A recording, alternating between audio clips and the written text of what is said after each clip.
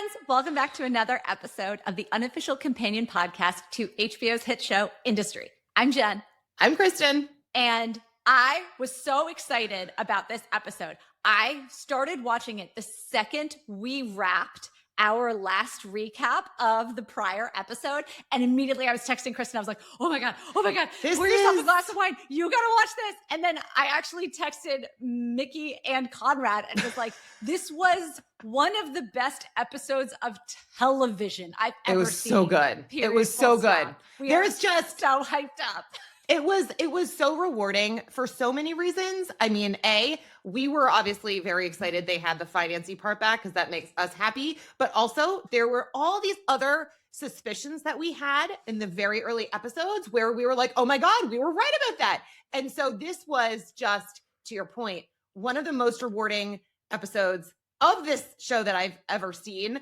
But anyway, we're going to try something a little bit different today. So because this is so corporate finance heavy, I'm going to be doing the line by line recaps and Kristen's going to be walking you through what I hope will be a masterclass on her segment of the world. Because for those of you who don't know, Kristen not only worked in the investment banking division of the investment bank, as well as equity capital markets and a whole bunch of other things, but she then went on to teach this exact stuff, discounted cash flow models, valuation, accounting, all these things for over 13 years. And this is what she teaches here at the Wall Street Skinny. So like, this is Kristen's time to shine. I'm so excited. So I'll take a bit of a step back on the finance on this one. And I'm going to be asking a lot of questions because this is not my wheelhouse.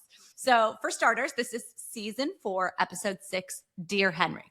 The episode opens with Harper in an elevator and the doors open and it's Yaz kind of smirking and Harper is smiling as well. And I am so excited because I feel like we're going to get finally our face off that we've been waiting for this whole season.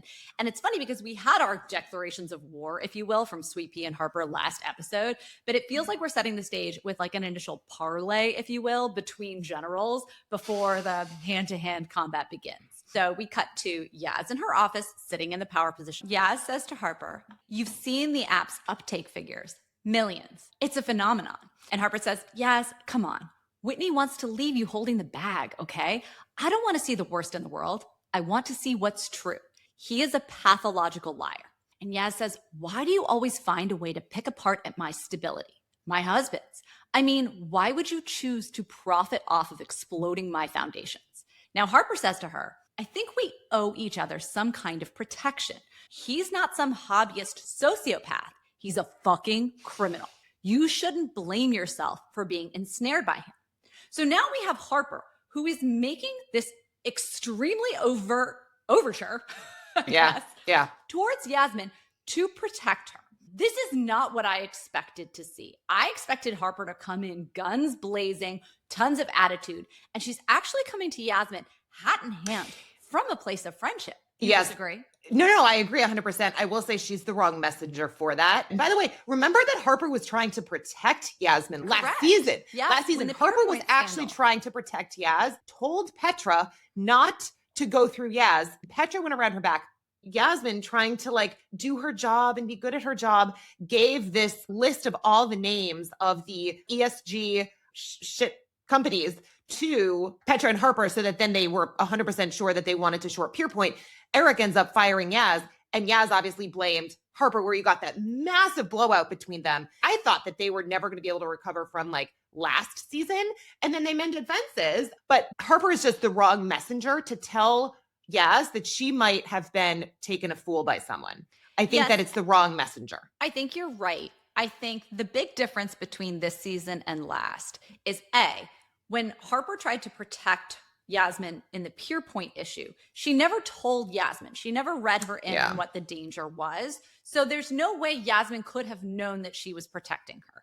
Harper's not making that same mistake again. She's going directly to her when this actually is potentially painful to her position. If she's letting someone in power within the company That's a good point. what they have on them, that all of a sudden gives them time to pivot, react, fix things, whatever it is, right? Now, you talked about how we left last season. They've been back in each other's lives, but they haven't been back in each other's lives in the intimate way that they once were. They never got as close again. And I think they've accepted each other's role in the world, but it's still been at arm's length. It's been like, come to this party so you can sit next to this political figure that advances your agenda, et cetera, et cetera. It's all been this chessboard still that they're playing with. So I don't think those walls have broken down. And the one time that we actually got them together in a room, snorting cocaine together for old time's sake, they got in a fight. So it hasn't been this lovey-dovey relationship. This is the kindest thing that we've seen from Harper pretty much ever. And I want to say they got in a fight and it was Yasmin's fault. And so, I mean, I literally like went back to season 1 over the course of this past weekend because I just wanted to almost like remind myself of some of the things that we had seen. And in season 1, you had Yasmin who like so desperately wanted Harper's friendship, constantly trying the notebook, like decorated. I mean, literally. So she was always going out of her way to put herself out there for Harper, who continually kind of rejected her. And then it was last season where you started to see Harper giving back. You saw the friendship. They were on the boat. And then obviously there was the massive blowout. And then now they're back in each other's lives. But it's like at how much distance? So, yeah. And so as this conversation continues, Yasmin reacts to Harper and says, genuinely kind of, what are you talking about? Because Yasmin doesn't actually know that there's anything super wrong at the company. She started to have some misgivings about Whitney in the last episode with how he was behaving around Henry, but she certainly doesn't have any reason to think that something is bad with Tender, the company, even if she has her suspicions about Whitney as a person. And Harper says, sorry, but the picture's now irrefutable. Ask Whitney about Tony Day, his man in Africa, the balance sheet fabrications. There's not one fucking piece of it that is real. And Yasmin is like, okay, blah, blah, blah. This is nonsense. She goes, and what will your compensation be if you manage to convince a few more people? You don't even know him. Anyone who doesn't know you could just as easily say that you're an abstraction of insecurities and compensations. Meaning, that's how I feel about you. It's kind of a very backhanded way of saying that. I will say, I think there are so many parallels with Harper and Whitney, and I'm really excited to talk with them later. But like, they are in many ways, I feel like the same person. Yeah. So Harper takes a deep breath after basically having just been slapped in the face and says, you've been duped by a man who saw you and your husband as fools. And Yasmin's like, she's not even listening at this point, right? So Yasmin says, you will always paint an image of the world that gets you paid. I mean, what is it you really want? You want Henry to resign so the stock price falls. You are a fucking mercenary, Harper. And Harper, like barely whispering, goes, there's like no empathy left in you, just an imitation of it to trap people. I feel like that's very unfair of her to say that because Harper has always been the smart one, the one who was able to get ahead because she was the brilliant one. And Yasmin wanted to be like Harper. I mean, that's the whole thing. But to tell her, this man saw you as a fool. And for her to react this way, it's the most obvious thing in the world. There's so many other things she could have said, like you're overreacting. And it goes to, we're going to later talk about like sociopath, psycho, like we know that they've been kind of playing on this American Psycho reference, if you will, with Whitney. But she says there's no empathy, just an imitation to entrap people. And I think you can say that about a lot of people in this show. I just don't think that Yasmin is one of them. Harper is almost projecting on her. As in like, if I, Harper, say this about Yasmin, I can then kind of say, you know what? I tried. I don't have to feel empathy for her as I take this company down. She can justify what she's about to say, which is, okay, you know what? We're not closing our tender short. We have higher conviction than ever, and now a very strong case, which I intend to present tomorrow at the Alpha Conference. And Yasmin crosses her arms, just kind of sassily goes, to the end. And Harper resigned, like, okay, you made me do this, till the end. This extremely dark orchestral synth music starts to play. And listen, much of this episode to me shakes out as like the various fronts in a war that is brewing between the Stern Tao camp and the Tender camp.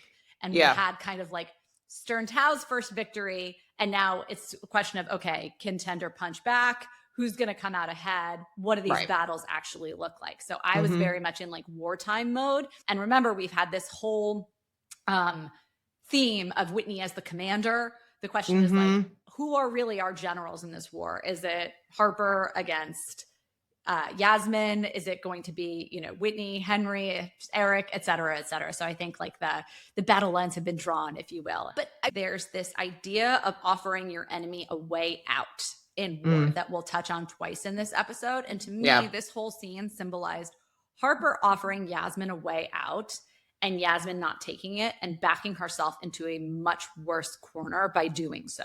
So just keep that in mind as we get to later scenes. Okay, so we cut to a darkened office and we have a phone ringing. It's Whitney calling Tony Day. Tony picks up and doesn't say a word during this entire exchange. He says, "Hey, it's me. I'm coming to see you after my quarterly with Jacob. Don't do anything you'll regret. Keep strong, stay focused." So again, like this general egging on his soldiers. Then in the background, we hear a shower running. Well, Whitney's dressed all in black. He's still like not in the bathroom. And as he hangs up, we hear two songs playing concurrently.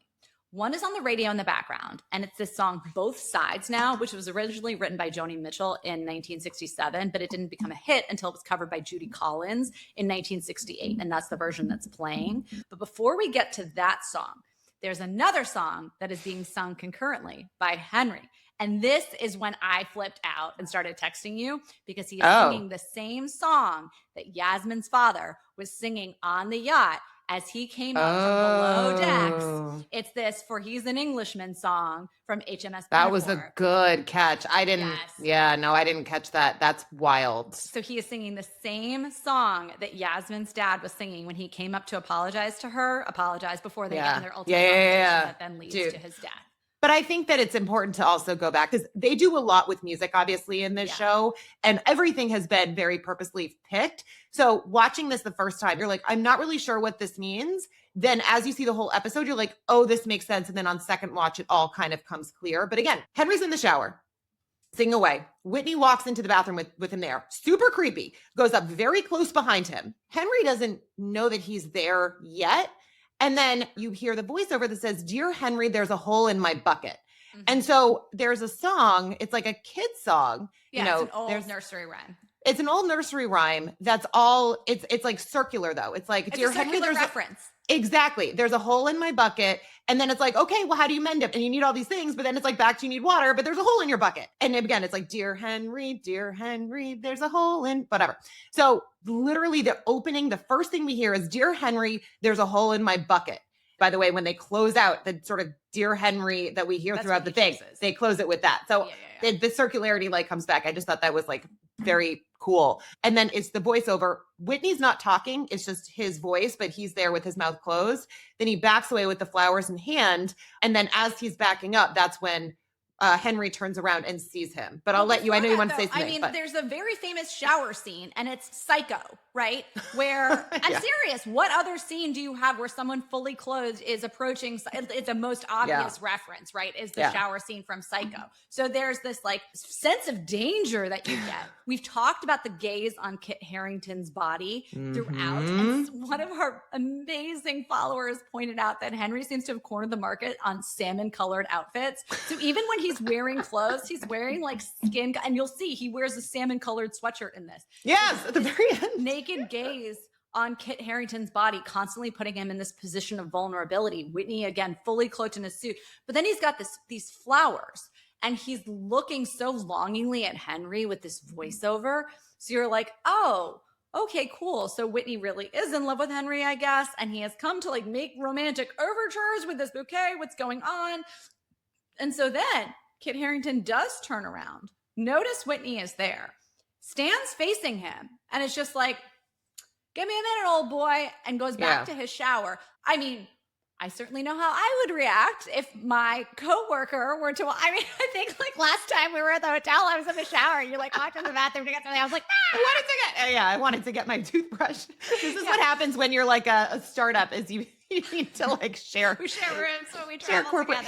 It's tight quarters. Yeah. But I will add, Yas then comes in and screams at Whitney, "What the fuck are you doing in here in my bedroom while my husband showers?" That was actually the reaction that I was expecting her to have last time in the prior episode, where when she came in and they were like very suggestive and she dropped it. That's why I was like, does she know that like Whitney's trying to do something? And like, she seems like you could give someone a pep talk and be like, "Good job, old boy," and it not be nefarious, but she was starting to suspect something. Now seeing this, by the way, like what's the timeline here? Like, what is Henry naked and showering after, before, whatever it may be? Like, did something happen between the two of them? And also, this is the first time we see Whitney ever caught off guard or ever anything other than perfection. Yeah. So he stumbles and he mumbles and he's like, oh, so sorry, I took a wrong turn. It's the first time we've ever seen him flummoxed or back-footed.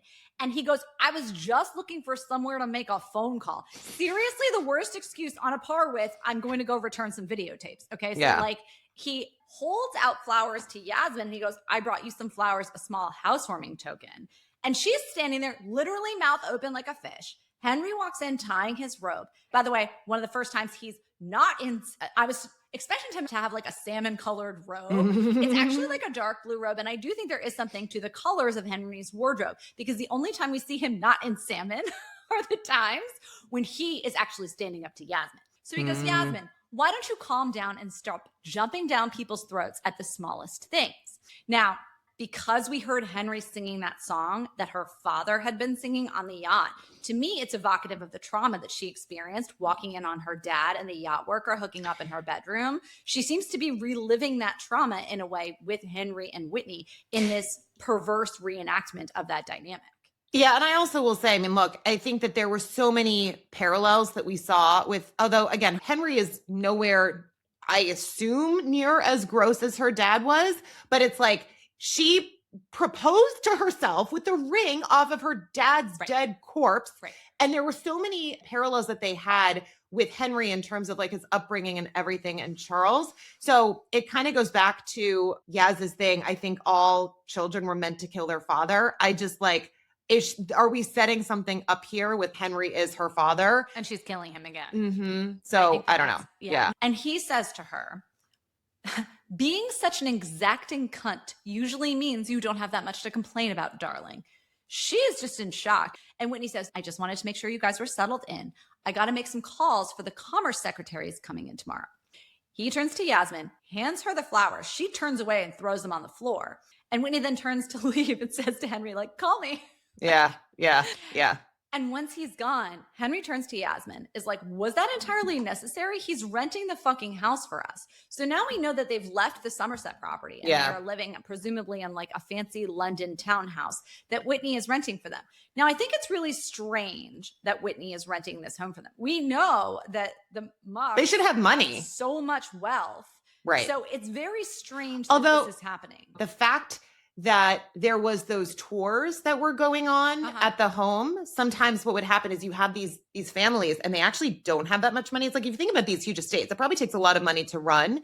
And they would start to like get people to come in and do tours as a way to make money. So it could be that they don't have as much as they may appear to have. What they have is like status and society. And we hear kind of the conversation later from Haley about being born up into the right family and with the right upbringing. So I don't know. Maybe there's also almost like they just don't have the money that we think that they do, even though they have the staff. We knew Henry's finances at the end of season 3, and we knew and they do have a lot. Healthy. That's true. Yeah, that's a good point. Now, but hang on. We're not exactly sure how much time has passed, and we know that Henry was using drugs. Yaz was penniless, so it's not like she came to the marriage with anything. It was entirely his money. I assume that he's probably like not splitting that with her equally in terms of their day-to-day, because that doesn't seem they have a prenup too.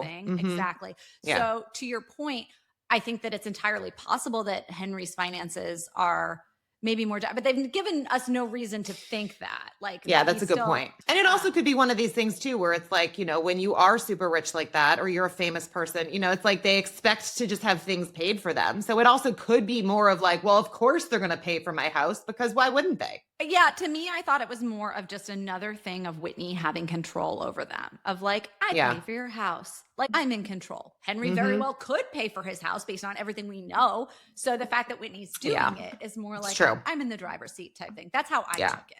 Yeah. And so then the rest of the scene is actually kind of hilarious. Yasmin asked, did you know he was in here? And Henry goes, of course I didn't, even though we know that he did. And Yaz says, do you enjoy the fact that he wants to fuck you? I'm not an idiot, Henry. You told me that you sucked that guy's dick at Winchester. And he goes, darling, that was at school, okay? It's basically prison. Everyone gets a pass for that. You can be a homo at school. But that was such an interesting point, actually. And it goes back to that like Nazi guy who made the same comment. And also it was interesting that Kwabena in the last episode was also talking about like boarding school being so terrible. I mean, I don't know. Did like the writers have a terrible experience at freaking boarding school? Like, I mean, listen, I went to a half day, half boarding school, and all the guys who roomed together in these dorms would tell crazy stories of stuff they did together. But I will say that I started to like get super excited and jump out of my skin at the next scene where we had the commerce secretary. And basically, I mean, it must have been like they're trying to portray Howard Lutnick talking about tariffs and everything. So you can start on this, but this is like, I mean, for Jen and I, who like spent all of last year talking about tariffs and what it meant and how it affect companies and like all of these things, for them to like reenact that was everything. So yeah, so we have everyone sitting around a conference table at Tender's office. Off camera, we get Jennifer Bevin saying, "We all know that the president is a deal maker. There's nothing stopping us being deal makers, so long as that deal is good for all parties." The American envoy says, "The president's misunderstood by people in Europe. He wants less regulation and freer movement, a clean break with post-war terms." Well, Lisa Dern, who's known for not pulling any punches, says, "Not sure anyone knows what the strategy is. Some here think Americans got bored of having the best lives, so they elected a narcissistic dementiac," a word I'd never heard before, but now adore, yeah, to detonate it all so their kids might earn factory workers' wages building widgets pathetically stamped "Made in America."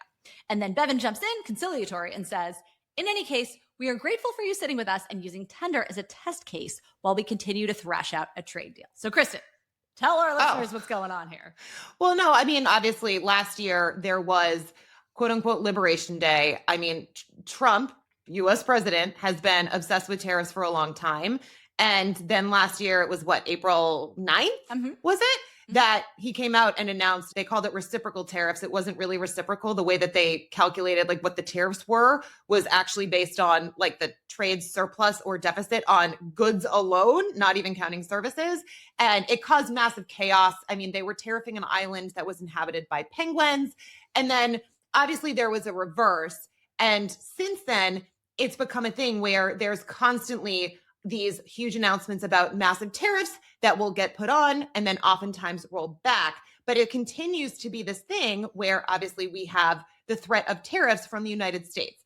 And, you know, if you think about the UK, they are a big exporter of products to the US. The US, I mean, we are a massive consumer-based country. We buy a lot of stuff. And so from a market standpoint, like people obviously want to sell into the US. And so I got confused later because we're going to have this whole conversation about like GAAP financials versus IFRS and auditors in the US versus internationally. And what they're basically setting up here is it seems like they're potentially going to be able to get a US banking license, which is why I huge. They were having this conversation. It must be. Well, because again, to your point, they're a payments processor. They're clearly apparently like a shitty payments processor, and now they're becoming a bank to hide the fact that that's becoming a bank. Yeah. So the only way that they would be able to like actually break into the US would be to get a US banking license. And it's interesting because we saw Tender acquiring Ferdinand's Bank, IBM Bauer, to get the Austrian banking license that then they would, you know, try to get grandfathered into the UK. I will say it is not inconceivable. I mean, I could see Donald Trump being like, sure, you can have a banking license. Why not? And one of the things was, if you recall back to last year, it was like, who did we get a trade deal done with first? And it was the UK. And it's like, okay, this is supposed to be, they literally call it a special relationship. This is supposed to be our closest ally. This is like our mother country, right? That we split off from. So I live in New England. Big announcement. Trade deal done with, and we're all like, "Ooh, China," and then it's like the UK. We were like, "Well, duh." Like, and no offense, UK, but it's just again, it's not exactly as big as a great trade deal with the UK. But like, of all that, it wasn't going to be like hostilities forever. God forbid. We hope not. It was just.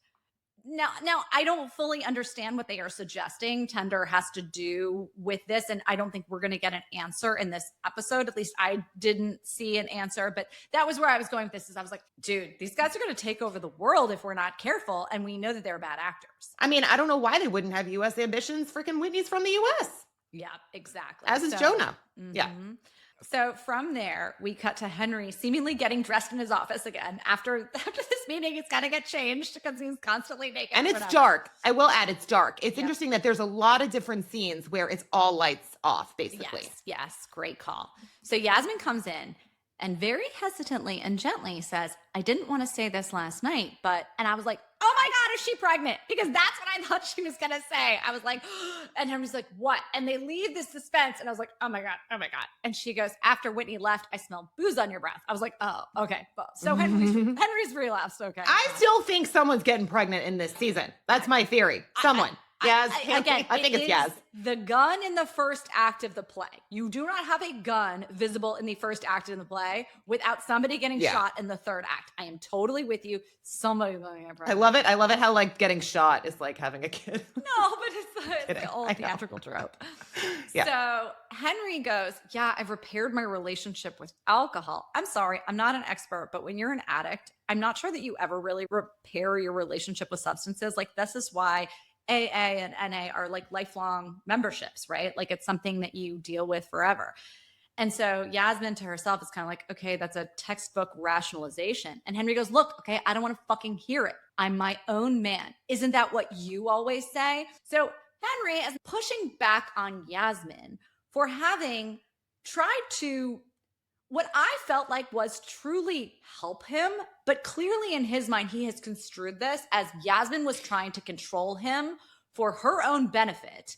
And he is breaking free of her clutches and just falling into the arms of Whitney without really realizing it. It's interesting because episode 2, I was like, they are in love. Then episode 3, the threesome episode, where there was just some questionable stuff that Yaz started to do. And you started to see her kind of going around Henry and inserting herself. So in his defense, I do think that she had given hints that like maybe there were elements where it's like her heart wasn't entirely pure. But again, she's on his side. So even if like she wants to get some recognition for herself, she also orchestrated him at this company to begin with, for better or for worse, actually. And I think that the way that he treats her this episode is so unfair. And like, it just was wild how he turned on a dime, by the way. He turned on a dime. He did the second Whitney came into his life. That was the catalyst for it. That's a good point. I think interesting. He's suggesting to Yasmin basically that the worst things about herself are true. You know, they're going back and forth. She's like, when did you start drinking again? He says, I had a glass of champagne after Web Horizon. And she said, did Whitney give it to you? And she's basically trying to understand to what extent Whitney is or isn't manipulating him and, you know, using his powers to ensnare him. And Henry says, who cares? I wanted some. So Henry's so convinced that he had his own agency in this and that this wasn't Whitney manipulating him. And Yaz just says, I'm just concerned that because you seem on top of the world right now, because things are going so well, because you've been successful, that you think you can control it. And Henry, you can't. And Henry says, you know what I think? I think you want me out of control because that's how you're necessary. Yeah. And so she looks so hurt here because I think this is what she kind of suspects. And it goes back to how they got together. Her being with him gave her a place in the world again and gave her access and made her a critical part of the machinery. She's not necessary if she's off being minivan mom with Robert gallivanting around California trying to raise money for his shroom startup or whatever it is. She's necessary if she needs to be there to be Henry's minder and be his little good voice on his shoulder and be all the things that are like bolstering him. If that's Whitney, then what purpose does Yasmin have? Now, in Yasmin's defense, we have seen her be incredibly competent at the soft skill stuff, at the marketing. Yeah. She nailed the Web Horizon thing. Like that was a success. This was all her idea. So it's not fair to Yasmin. It's the same way it wasn't fair to Yasmin to say she was bad at sales, to your point in our last recap, that like she was good at some elements of sales. She is really good at figuring out how to manipulate people and how to tell a story. I thought she had found her like place in the world, honestly, when like episode 1 opened of this season, because I was like, she knows the various people. She knows how to like get things done. She was working things. And I actually, to your point, she was very good at what she was doing. And it's wild to me that Henry doesn't see that, because it's like, well, yes, she might be manipulative a little bit. It's like, at least you're my little manipulative person who was like working for me. Well, like, their interests are aligned. Also, like, let's call a spade a spade. It's not that you got into this relationship with her because of your blinding love and passion either. So, like, allow your interests to be aligned and be allies and move forward together rather than attacking her for her position in this. So I do think, though, when he says that, he realizes that that was like, maybe he should have pulled that punch. She does look legitimately hurt. Yeah. And this is where she says, Harper came to see me yesterday. He goes, God, don't let that bitch into our building again. She can't stand your happiness. So now all of a sudden, it's to your point about Harper and Whitney being so similar in terms of who they represent. Whitney is Henry's Harper, if you will, and Harper is Yasmin's Whitney in Henry's eyes, if you will. So Yasmin says, do you think he gained our confidence too easily? Meaning she is now giving weight to what Harper said because of how she's seeing Henry change and because of now like too many coincidences of like Whitney being around naked Henry. Yep. And he says, yeah, ours and the world. I mean, some feat. Perhaps he deserves a little fucking respect. You want to argue with our share price? You want to undermine my success again just when I'm healing? And Yasmin's like, healing?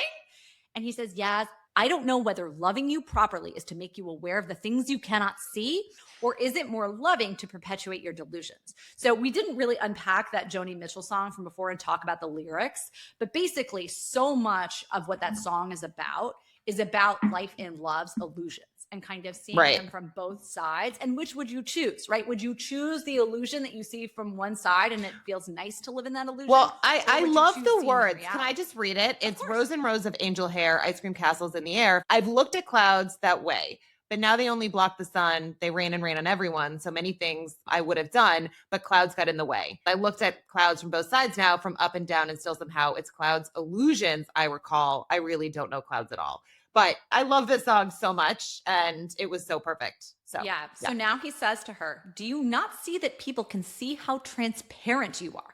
You think I can't see that you can't stand me front and center? I can't carve you out a place in the world. I'm literally on the way to dinner with our fucking auditor. I mean, some fucking scam that Whit's running. See you at home, darling. Yeah. Like, bye.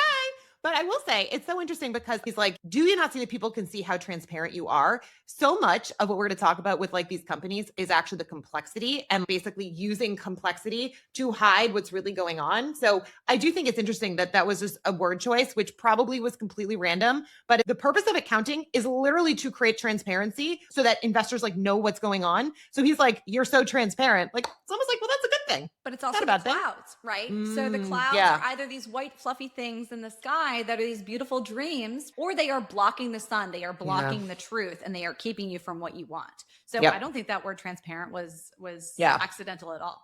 So we now go to fancy dinner with the auditors. We hear the main guy, who will learn his name is Jacob. He is our primary auditor, saying, you do understand that I may need more hands at the pump when it comes to preparing and filing Tender's audit. Henry says, Whitney tells me we're already over compliant by IFRS standards, or IFRS. Jacob says, but there are GAAP standards exclusive to America. Whitney says, forgive me, I thought your team remit was global. And Jacob says, technically speaking, but I'd humbly suggest a handoff to someone with US-facing expertise. Whitney says, I value you, Jacob, patting his chest, which Henry clocks. And then Jacob, now beaming, says, there have been instances where the UK and the US have recognized their audit frameworks as equivalent. We'll push for that. All right, Kristen, what the hell did they just say? Can you explain it for all of us, our accounting wizard here? All right. So basically with accounting, there are rules so that companies have to prepare their financials so that an investor can look at it and understand what the hell is going on. So there are different rules in the US and then for the most part, the rest of the world. So in the United States, the financial reporting standards are what's called GAAP, US GAAP, stands for generally accepted accounting principles. And then in the rest of the world, minus Japan, that also reports under like their own GAAP, but it is international financial reporting standards. And so there's a lot of similarities. There's a few key differences, but at the end of the day, you know, you need to come up with, for example, your income statement, which is projecting at your revenues, like your expenses, blah, blah, blah, your cash flow statement, and then your balance sheet. But on top of that, there's also auditors. So, you know, you can have like your CFO and whoever like prepare the financials, but then you have to have an independent auditor come in and make sure that the financials like actually are saying what they're supposed to and that you're following the rules. By the way, the auditors, you've probably heard of like your Deloittes, your PwCs, your KPMGs, Ernst & Young, like those are the big four, and they will do these audits. If you have one of those firms, that actually prepares the financials and like does the actual accounting. Because by the way, they're called like the Big Four accounting firm. You have to have somebody else basically do the actual audit. But so in the United States, additional rules were put in place after the Enron scandal. And so this is something that they actually talk about a little bit later. But Enron was this massive scandal that happened. And actually, Jen, you and I need to do a full deep dive on the book, The Smartest Guys in the Room. Yeah. So if you haven't like listened to our big podcast, we've basically taken a lot of kind of the classics. We did like Moneyball, we did Going Infinite by Michael Lewis that teach something really important and dove into all the different lessons and everything. But so The Smartest Guys in the Room was a book that was literally all about the scandal with Enron. And it was fundamentally an accounting scandal. And it's called The Smartest Guys in the Room because what they did is they were constantly almost like going to the edge of the envelope, like pushing the edge of the envelope in terms of what was actually allowed under various accounting standards. And then eventually they just like pushed right past it. It's like, you know, the only way, like they went through them and they were so far beyond. It's like the Joey Tribbiani, you're so far away from the line is a dot to you. So they were an energy company. And so, or I should say they were a natural gas pipeline company, and their CEO was Jeff Skilling, Chairman Ken Lay, and then the CFO Andy Fastow. An ex-McKinsey guy, right? Mm-hmm. Ken Lay. Dude, there was another, by the way, Valiant, which we're going to talk about later, also ex-McKinsey for the record. But so they, I think at their peak, were a $70 billion company by market cap. One of the things that they would do is if they entered into a contract with someone to like sell energy, and it was going to be, call it a 10, 15-year contract, they would book the entire thing like at once on day one so that they would show this like massive amount of revenue.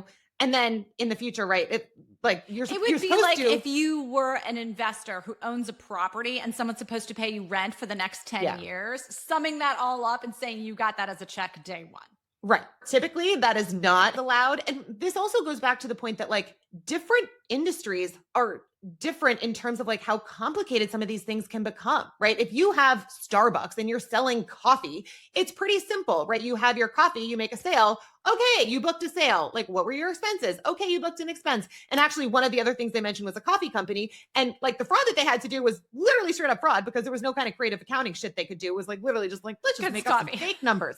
But when it gets to some of these more complicated companies, that's where all of a sudden you can like manipulate the accounting because again, if it's a contract and depending on like revenue recognition, like you literally need to go into the 10K and read what are the revenue recognition principles. It's not as simple when you're talking about selling a product for especially a lot of these more convoluted companies and especially with some of these banks and stuff, but it's not as simple as book a sale. All of a sudden you get cash. Typically, like you will sign contracts with people and then there's an invoice that's sent. So there is, again, that timing mismatch. By the way, the reason you need those 3 financial statements is you have your income statement. Again, there's different ways that you can report the revenue, but at the end of the day, the cash flow statement is what tells the truth. And so I just want to go back to the point we made in the last episode, which is like, you can make up a whole bunch of shit when it comes to the revenue and like get creative with it. But remember in this example of they sign a contract and they book all the revenue on day one, did that translate into cash? And so in the case of what they were doing at Tender, they then went out and were like, oh, we had this huge acquisition. So like, that's why there's no cash.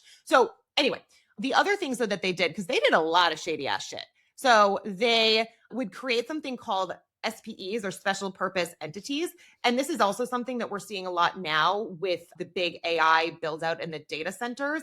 So you actually just had Meta. They're building a data center called Project Hyperion. We talked about this in one of the skinny ons, but they need to finance it. And so they actually have another company. Now here is more, this is legit, right? They have like Blue Owl, who was the one who was actually owning that data center. And Meta then is going in as like, 20% ownership. But because of the way the accounting rules work, it is Blue Owl that owns it, controls it, even though like, again, I don't know how the accountant signed off on that, but okay. And they are leasing the compute. So really that keeps the debt that they need to create this data center off Meta's balance sheet. But again, there's like the legit times that this can be used where it's creative accounting, where it's the smartest guys in the room. And then there is the ultimate fraud. And so what Enron did is they would create these special purpose entities that allowed them to hide the debt, which again, we're kind of seeing with Meta, but hide losses. So if there was some kind of investment that went bad, they would just sell the asset to this SPE, oftentimes at like a huge markup. They did what was called round tripping, where they would buy and sell energy with other companies. I mean, almost like the snake eating its tail. It was like it's manufacturing revenues because they're selling it and buying it and selling it and buying it. So there was a lot of stuff that was going on that was just wildly illegal. Now, Arthur Andersen was the accounting firm at the time, and it was one of the most prestigious accounting firms in the world. And they signed off on all this shit. And when the truth came out, not only did Enron collapse, but Arthur Andersen went obviously as well. And so in 2002, this is when Congress in the US passed the Sarbanes-Oxley Act, which created, and this is that public company accounting oversight board, and it imposed much stricter accounting rules and requirements. And so basically the CEO and the CFO have to sign up on the financial statements. You have the independence of the auditors. There's protection for whistleblowers. Again, remember, this is the United States versus this is not necessarily in the UK. And then harsher penalties for fraud. So this is going to be something that Harper brings up later, but I do think it's important to understand that one of the things that honestly it seems that Tender is trying to do is become a bank, because by the way, the financial and the accounting standards for banks are so much more complex than for, back to my example of like a Starbucks. So if you are a bank, now it's even more convoluted than being a payments processor. And you get to some of the same kind of accounting stuff that you saw with this energy company where it's like mark to market account. Like there's a lot that you can do to like hide what's happening. So with that, did that make sense? That was amazing. If there's anyone who can make accounting sound sexy and exciting, it's you. Oh, well, thank you. We're interrupted at this point when the waiter brings over what apparently is a very expensive bottle of wine. We see Whitney engaging in his pre-crisis Florida realtor behavior where he's wining and dining everyone and enough to like impress Jacob. And so it's very clear through this that we are seeing what Jonah talked about play out, where Whitney loves to wine and dine, get everybody else drunk, liquored up, super happy, making them feel like he's taking them out, like they're so special. Jacob said, I promised myself a bottle of this for my 40th, but I was unable to justify the price. I just thought it was interesting that they specifically chose the 40th birthday when that was the same birthday that Henry just had, where his dad killed himself on the morning of his 40th. So it could be totally random, but I just thought that was a very specific thing. I thought they were just letting us know that, again, when I see people who look much older than us on TV or in my mind. And then they're younger. I'm like, oh, okay. Yeah. So while all this is going down, Henry says to Jacob, playing, I think, a little bit of a stand-in for the audience here, forgive my ignorance, but outline for me how an auditor's recommendation actually works. And Whitney kind of frowns and looks at Henry, being like, why are you asking technical questions at this dinner? And Jacob explains, well, there are checklists, fieldwork, vouching, and then either a clean report, a qualified opinion, or an adverse opinion. And Henry says, well, so what recommendation have you filed? Again, probably something the CEO should know. And Jacob says, a qualified opinion. Issues exist, but the financials are mostly reliable. And then Whitney puts his hand on Jacob's and says, nobody envies you having to parse our convoluted balance sheet. Henry is just staring at this little interaction. And Jacob says, like, happy with Whitney's hand on his, the law of averages says any balance sheet question marks in a company with a footprint like Tender's are down to delays in payments across banking jurisdictions or abstruse local customs around filing practices, as opposed to anything underhand. Now, Whitney and Henry are just staring at each other during this, and Whitney says, never blame anything on malign intent that you can equally chalk up to incompetence. So, like, we are seeing that Whitney is totally controlling this auditor, has him under his thumb, has been whining and dining and entertaining this guy, and has this long-standing relationship with him. Clearly, this guy is either incompetent, most likely, and doesn't have malign intents, because he doesn't seem like he's in on this big ruse. He's like, oh, we found some stuff, but like, whatever. And so it's very clear that Whitney is deliberately keeping this incompetent guy very close to them and hopes to continue this relationship as it seems like they have designs on the US. Yeah. And so just two quick things. I thought I saw flashes of essentially Henry looking at Whitney's behavior with Jacob, maybe thinking, maybe what Yasmin said was right. Yeah, like he's starting to like recognize like, And same with Yaz, by the way, right? Mm-hmm. She got that message from Harper and the immediate reaction was like, don't freaking say that. Like, you suck. I hate you. And then it's like, oh, maybe. But it's in her head, like maybe. And then she's like, oh shit, Whitney is being a sketchball. Mm-hmm. And maybe I should be taking what she said seriously. Yes, she was the wrong messenger. And I felt almost like Yasmin was the wrong messenger for Henry. But again, Henry starts to see it. He starts to, and then obviously, I mean, he just gets like blackout wasted and throws shit to the wind, which we're going to talk about. But sorry, one other quick thing. I did look up because I just was curious. how often you would get a qualified opinion. And so I'm going to blame Claude if this is wrong, but per Claude, the majority of public companies, like 99%, should be getting a clean report. Only 1% get qualified. So got it. like, it's really rare. It says for publicly listed companies in the FTSE 350, auditors typically resolve material disagreements with management before the final report is issued to avoid the severe market consequences of a qualification. And then in the wider market, it's a little bit higher, especially if you're private, but they're public. They're very public. We'll see later. They are literally dragging the FTSE down with them.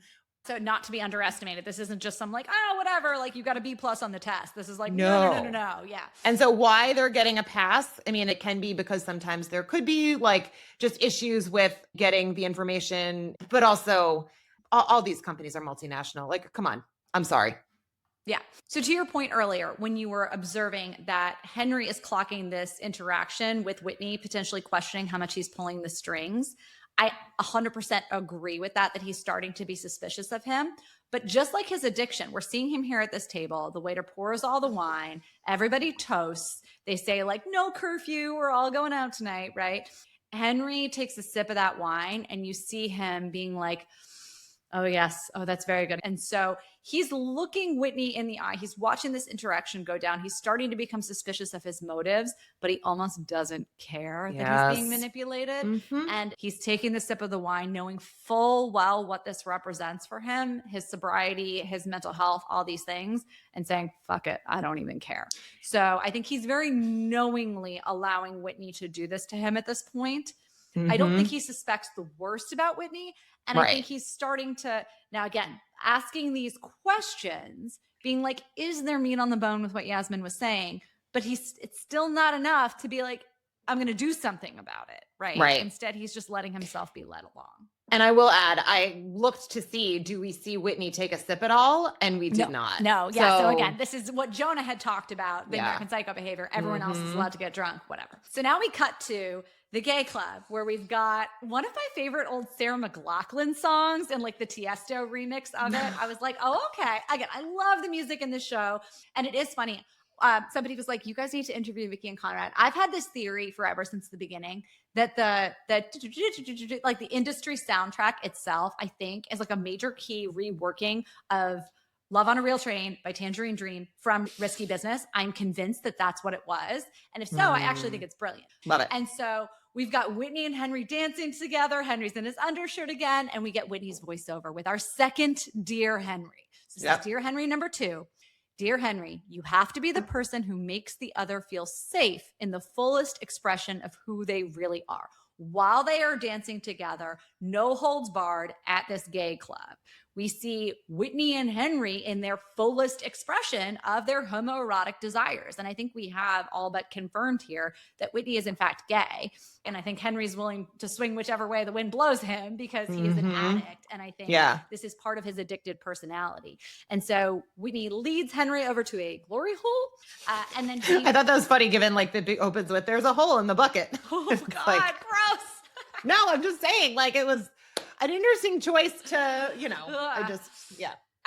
And so while Henry is experiencing this anonymous sexual interaction, Whitney is holding him and he says, everybody wants you. You're worth everything. Everybody wants you. Telling Henry what he's always wanted to hear, right? Mm-hmm. And as this all comes to a climax, we get our giant industry. We are 15 minutes in, okay, folks? So number one, we obviously saw that like there was something going on with him and Jacob. I think there was probably something going on with him and Jonah. I think that like I had in that very first episode where him and Jonah were out at dinner, and yes, Jonah was talking about all the women and blah, blah, blah. Yeah. But I still wonder if there was some kind of relationship with them as well. Maybe. Because I initially thought that they were like lovers. And then I was like, oh no, it's actually just like they're friends. And he's saying, I love you as like a friend. But actually, did he? Well, and so much of their banter, it was like, do you still want me? Like it was this joking thing between them, which I actually took to be very like male code, like jock coded or whatever, but I didn't take it to be homoerotic. But it is funny that like that's the trope of the bros going back and forth in their banter is this mock homoerotic play. Yes. Which, you know, can also but also could it be real in this case? And because again, that was how Whitney was controlling all these people. And I think, he was controlling Jonah. I do think, to your point, he stopped being able to control Jonah. In the very first episode, I was like, well, why did he get rid of him? Oh, because Jonah didn't want him to let him turn Tender into a bank. So he's Jonah like, I got to get smart. rid of him. And even though he was a drug addict, he was competent. Yes. Whereas Whitney just needed to install someone he could control. Yeah. Now we also did see he had that encounter with Harper in the very first episode, but then also how they ultimately, where things ended up, kind of also makes more sense given a number of his this wasn't just a kink. This was that was his fullest expression of desire. Yeah. So now we're sitting here on the docks effectively. Dawn is breaking and we hear Henry saying, pretty sure my wife doesn't love me. And Whitney says, I feel bad for allowing you to get fucked up on my watch. Henry says, the only good thing about sobriety is my productivity. If I were a Muslim, I'd be a fucking billionaire by now. Whitney just laughs. And then Henry said, and I'd love it if you could help me out with this one, Kristen. He said, I found a diary entry from my father once. It said, the world is full of strippers, sherbet, and fluorescent. You don't want to be anywhere else. He must have forgotten that when he killed himself. And then, sounding a little hoarse, he says, maybe this is all there is. Euphoria. Now, to me, this was evocative of those lines from the Joni Mitchell song about the sherbet castles everywhere. But I actually didn't understand why he was talking about these lines from his father in his diary. The lines themselves didn't make any sense. I took it as a very sinister foreshadowing that he has this euphoria, it's pure. He's drugged out of his mind, kind of back to the Jim Diker, you're just constantly getting the stuff that's going to get the dopamine hits and all that. And then he ultimately killed himself.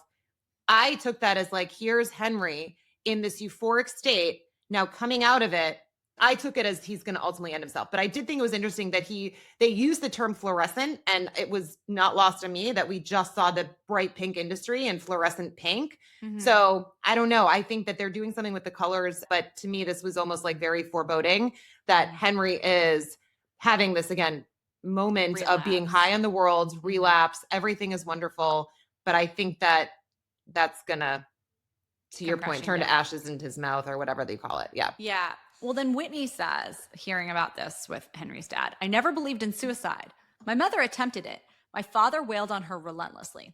And Henry says exactly what I've been thinking this whole time. Yeah, I'm not sure I believe that. Why does everything from your life sound like a bad novel? And I did get this. I was like, he's just making all this crap up. Anything he talks about with his childhood or his past, even the stuff about the funeral homes, to be honest, I was like, I don't believe a word of this. And there's just something about I believe what he says to Harper. Only Harper. After this. Oh, you mean? I think he's been able to only open up to her. But I don't know. I think she's the only one that he can be honest around. I like that interpretation. And Henry says, a little character fraud is fine as long as your heart is pure. And that's how I felt about Lumi. No matter what people said, my heart was intact, non-negotiable. And then Whitney nods, puts his hand on Henry's leg, and then we hear voiceover number 3. Dear Henry, what if I don't contain multitudes? And Henry puts his hand on top of Whitney's. Now, my weird read on this, because this was top of mind, so this is probably wildly incorrect, but he's just told this story of there was domestic abuse in my household between my parents. Do you remember, we were talking about Blake Lively last week. Do you remember the whole It Ends With Us drama, that one of the things that Blake Lively said about domestic abuse survivors is she was like, I want to remind them that they contain multitudes. And I was like, is this referencing that phrase that he doesn't contain multitudes because he actually wasn't a survivor of domestic abuse within his home, that this was all just a made up story? What if there is no reason for, what if I'm just the way I am and nothing more and nothing less? Maybe. I feel maybe, but yeah. I don't know. And so Whitney now somewhat hoarsely looks down and says, I'm very glad to know you. And Henry, looking off in the distance, just says, yeah. And then Whitney stands up. He's leaving. Clearly, he's going to Accra to go see Tony Day, as we know. And Henry, kind of dazed, just goes, okay, I might crack on. And he closes his eyes as the sound of applause fades in. Okay, so I'm going to set this next scene up. Yep. And then, Kristen, we're going to have you go through line by line because I know that this is what we've all been waiting for. This is the investment banking and private equity masterclass of my dreams. So we cut to the Alpha Conference, and this is the Women in Finance event where a woman is standing up at the podium, and behind her, there's this super cheesy like PowerPoint slide deck cover with Harper's headshot. It says Harper Stern, founding partner, Sterntown. And the title of the talk she's supposed to give is called A Practical Toolkit for Your First Decade in Finance. The subtitle is Women in Finance Keynote 2026. We see Pierre sit down in the audience, and then we cut to Harper talking to Eric. And Harper says, when I start talking, just stand by that door and usher anyone in, ideally with journalist accreditation around their neck. And Eric says, remember that speech you flubbed when you were a grad? Yeah, don't do that. By the way, and that goes back to season 1. Yeah. So there was this speech that they had to give where it was like the Rift Day speech. And Harper had it nailed. Like she had a great speech that she was like listening in on her headphones, like psyching herself up, rehearsing it, all this stuff. And then she goes in to give the speech and she just chokes.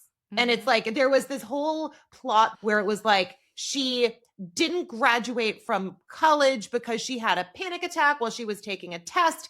And then this kind of was like her, almost like a redo where it's the same sort of final exam and she has a panic attack again. And it just like, it didn't really jive with the Harper that we had knew at the time. I think that one of the things that you and I have talked about how this season, I feel, and actually even a little bit into last season, they started to do a great job of actually letting you have glimpses of like where Harper came from and making some of her actions make a little bit of sense. But in seasons 1 and 2, she had very questionable choices. And there was not really any convincing reason for why. Yeah, this is not the Harper of yore. This is the totally reformed Harper, and all of kind of Eric's hopes that he'd placed on her are coming true here. So we see Harper goes up to the stage and she brightly is like, hello, ladies. Rather than some mealy-mouthed bullshit about how to get ahead, I want to use this forum to offer you a front row seat to a woman doing her job to the best of her abilities. She goes and unplugs the USB connected to the presentation, switches to another, and the cover side simply says, in all caps, Tender, too good to be true. So Harper continues and she says, Tender. I know we're all very familiar with Tender. Tender continues to be prized as a high-growth fintech, but its current market valuation is totally divorced from its fundamental risk profile. She then flips her slide to a graph, and we hear her say, our proprietary analysis suggests that a large portion of Tender's earnings may be entirely illusory. For any illusionist, distraction is paramount to the continued success of the ruse. So she flips her slide again, and Pierre leans forward in his seat. Now, there is a term here that I think is really important, which is fundamental risk profile versus kind of market valuation. And Kristen, when you talk about fundamental risk profile, what kind of analysis are people doing? I'd say basically when you're doing a valuation and you're looking at quote unquote the fundamentals, but we call it like there's the 3 pillars of valuation. You have what's called the discounted cash flow analysis, which we're actually going to talk about in a minute. And we can go through what that is. And then you have comps where you can look at public comparables, and then you can look at acquisition comparables or deal comparables. Now, the discounted cash flow analysis, what you basically do is you project out the cash flows that you expect the business is going to generate, like into perpetuity.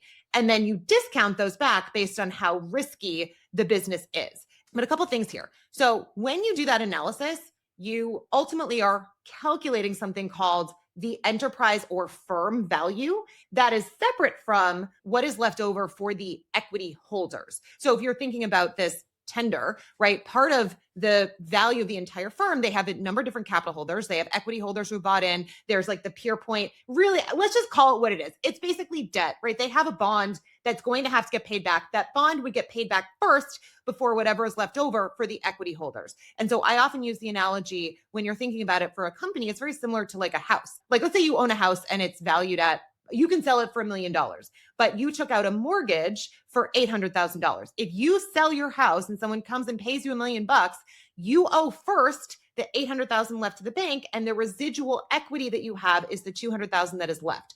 And so I want to make that quick point because she is going to talk about that in a little bit. But she's saying if you do this DCF analysis, the value of the equity is separate from where it's trading in the market. That's what investors who are out there are placing on the value of this equity. On a fundamental level, it's far lower because they're not accounting for all this fraud.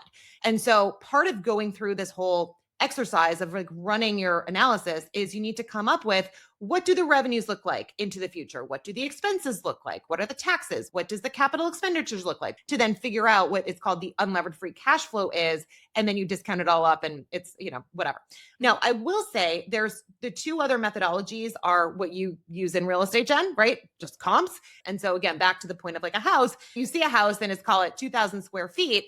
You can look at what was the house down the neighborhood that's similar. What did that sell for? See what the price per square foot was where it was sold, and then use that, apply it to the company in question. The difference between public comps and deal comps is just in one case, you're looking at companies that are publicly traded.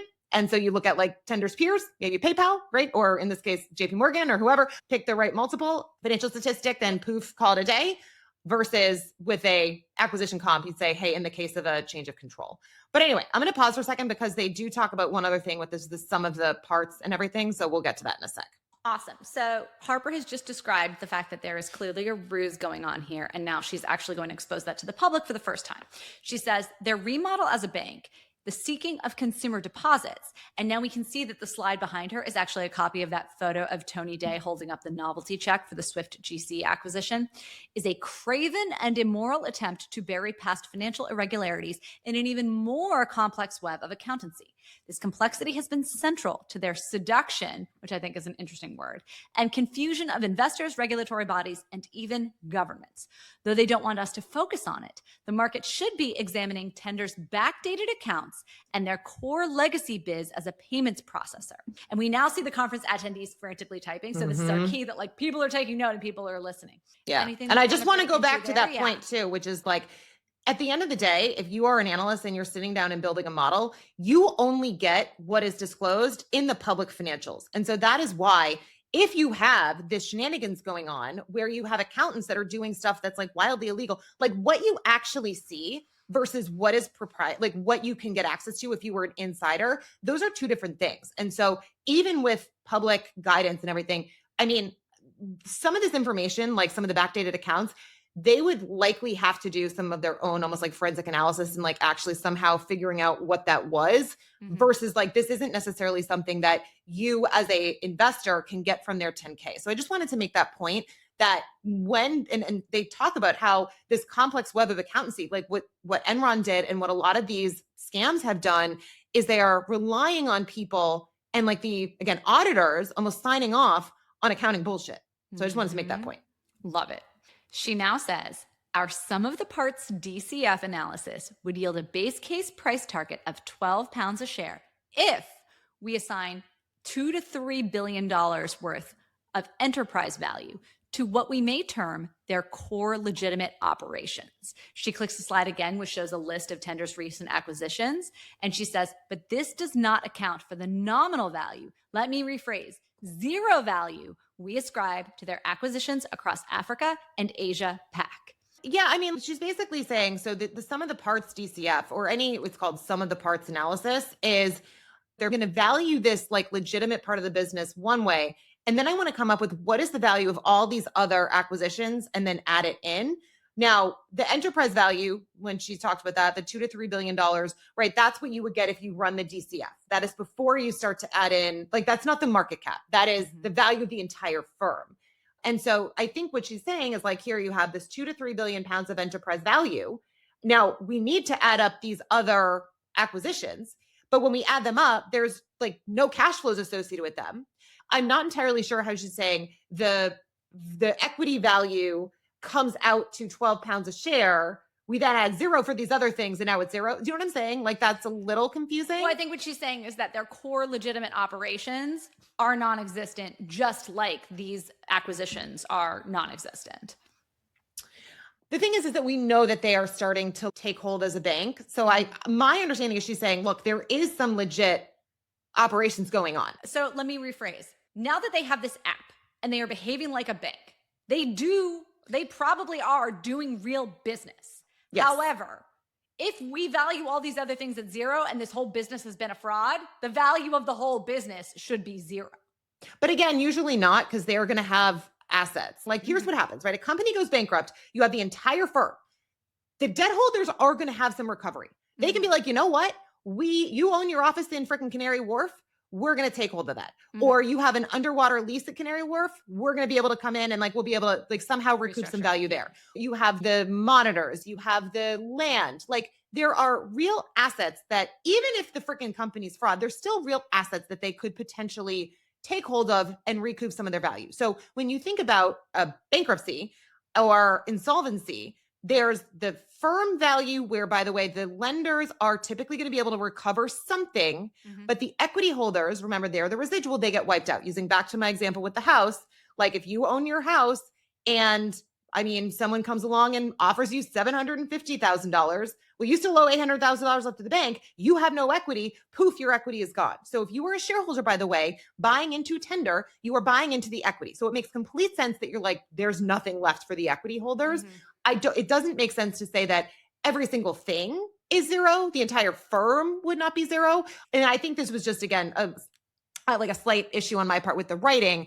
Like she could have said, this is what we have, assuming like we believe that this is legit. But given everything that we have now heard with the new audit, we believe that the legitimate operations also have some fundamental problems. But again, to say that the actual value of the whole firm is zero wouldn't necessarily make sense. But to say that the value of the equity is zero, that is. I don't think she said the value of the firm is zero ever. No, she didn't. But again, the way that she said the sum of the parts would yield a base case price target of 12 pounds per share if we assign the enterprise value to their core legitimate operations of 2 to 3 billion pounds. But if they have the legit operations that are worth 2 to 3 billion pounds and you're coming up with the 12 pounds a share, if you add zero for everything else, you still should get 12 pounds a share. I don't know how you go. See what you're like saying. you need a negative number to then make it to go from 12 to 0. So that was why I was like, I mean, nitpicky on my part, but I was just like, well, I'm still not sure how you go. I understand what you're saying. Yeah. I got it. So she then goes and says, listen, we did what nobody else bothered to do. We went straight to the source. There can no longer be any doubt about the associated cash flows of these businesses. The sum total of these forensic red flags, unexplained cash debt. At this point, by the way, Yasmin walks in, makes direct eye contact with Eric. False third-party acquisitions, and untenable valuation if earnings are adjusted for reality, and imminent regulatory and audit triggers creates the highest conviction downside scenario we have seen collectively in our time in markets. Again, totally ignoring the pure point. We just saw pure point, yeah. To go, like whatever. But at this point, by the way, evocative pure point, we see Anraj in the crowd. And I do remember Sagar at the premiere saying he wished they did more character development with Anraj. And we were like, is Anraj back? And he was like, I'm not saying anything. I can't say anything. And I was so excited. So I have been like actually waiting for an Anraj moment this whole season. I'm so happy we got it. I presume he's there on behalf of Petra's fund, which I think is also interesting. But anyways, so Harper says, so this morning I stand in front of you to tell you our bear case is now our base case. Stern Tao assigns a price target of £0, 0 pence to tender, 100% downside from current levels. And now we cut to Yasmin in the crowd looking totally shocked and horrified while we get that same ominous music we got from the opening scene. What did we miss, Kristen? Oh, no. Again, this is like so obvious and most people probably completely know this, but basically when you are doing any kind of fundamental analysis or fundamental valuation, you typically are going to have various cases because at the end of the day, like you sit down, you build a model, your assumptions are usually well educated and all that. There's a lot of research that goes into it. They are guesses at the end of the day. And so typically you are going to have a bull case. You could have a management case. You could have a research consensus case. You are going to have some kind of, and then you could decide what that base case is. It could be the research case. It could be like your management. Like, so you could have a different, it could be your own proprietary case, which is more typical if you're going to have like the buy side. You're probably not going to just like trust research or management. If you're on the sell side and you're an investment bank, you typically are. You're just like, this is the research case. This is the base case, or this is the management case. And then you have the bear case, which is obviously downside. And you'll like have your little, scenarios and you like have a little switch in your model and you can go like 1, 2, 3. But anyway, so she's basically saying at the end of the day, the downside case is now what they expect to have as the base. That's exactly right. So she says, Stern Tao also calls for an end to lackadaisical forms of oversight. This must morph to a new aggression, a fresh audit, and the publication of qualified financials. Case studies from the past, Enron, Valiant, Luckin, so we can talk about those in a second here, teach us that shorting insolvency is always lucrative. The short base is primed for explosion. Any rally now is a bear market rally. And as we're hearing this, we have cut to Whitney on his private jet, presumably to Accra. So a couple things. I was like laughing. I was like, it's lucrative unless you're Bill Ackman, who by the way showed up in Valiant too, although on the wrong side, he was along. It was like his worst position ever. Actually, it was worse than Herbalife. Apparently he lost $4 billion. Yes. Oh my God. So Valiant also was started by a former McKinsey consultant, this guy, Michael Pearson. And it became like a Wall Street darling, if you will. And they had essentially like a roll-up strategy. Now they were a pharma company, but what was different about them is they were only spending something like 3% on R&D. Typical industry standard is like 15 to 20% because, You're a pharma company, like duh. It takes so much to invest so much R&D. Like the majority of drug discovery and pharma, it goes through the different approval processes and usually something goes wrong. So it's a needle in a haystack type of a thing. So that's why typical. Yeah, exactly. So that's why typically 15 to 20% is the industry standard and they were only paying 3%. What they would do though, is they would go and they would buy other businesses, like other healthcare businesses to get like the patents. And then they would drastically raise the price on the acquired drugs.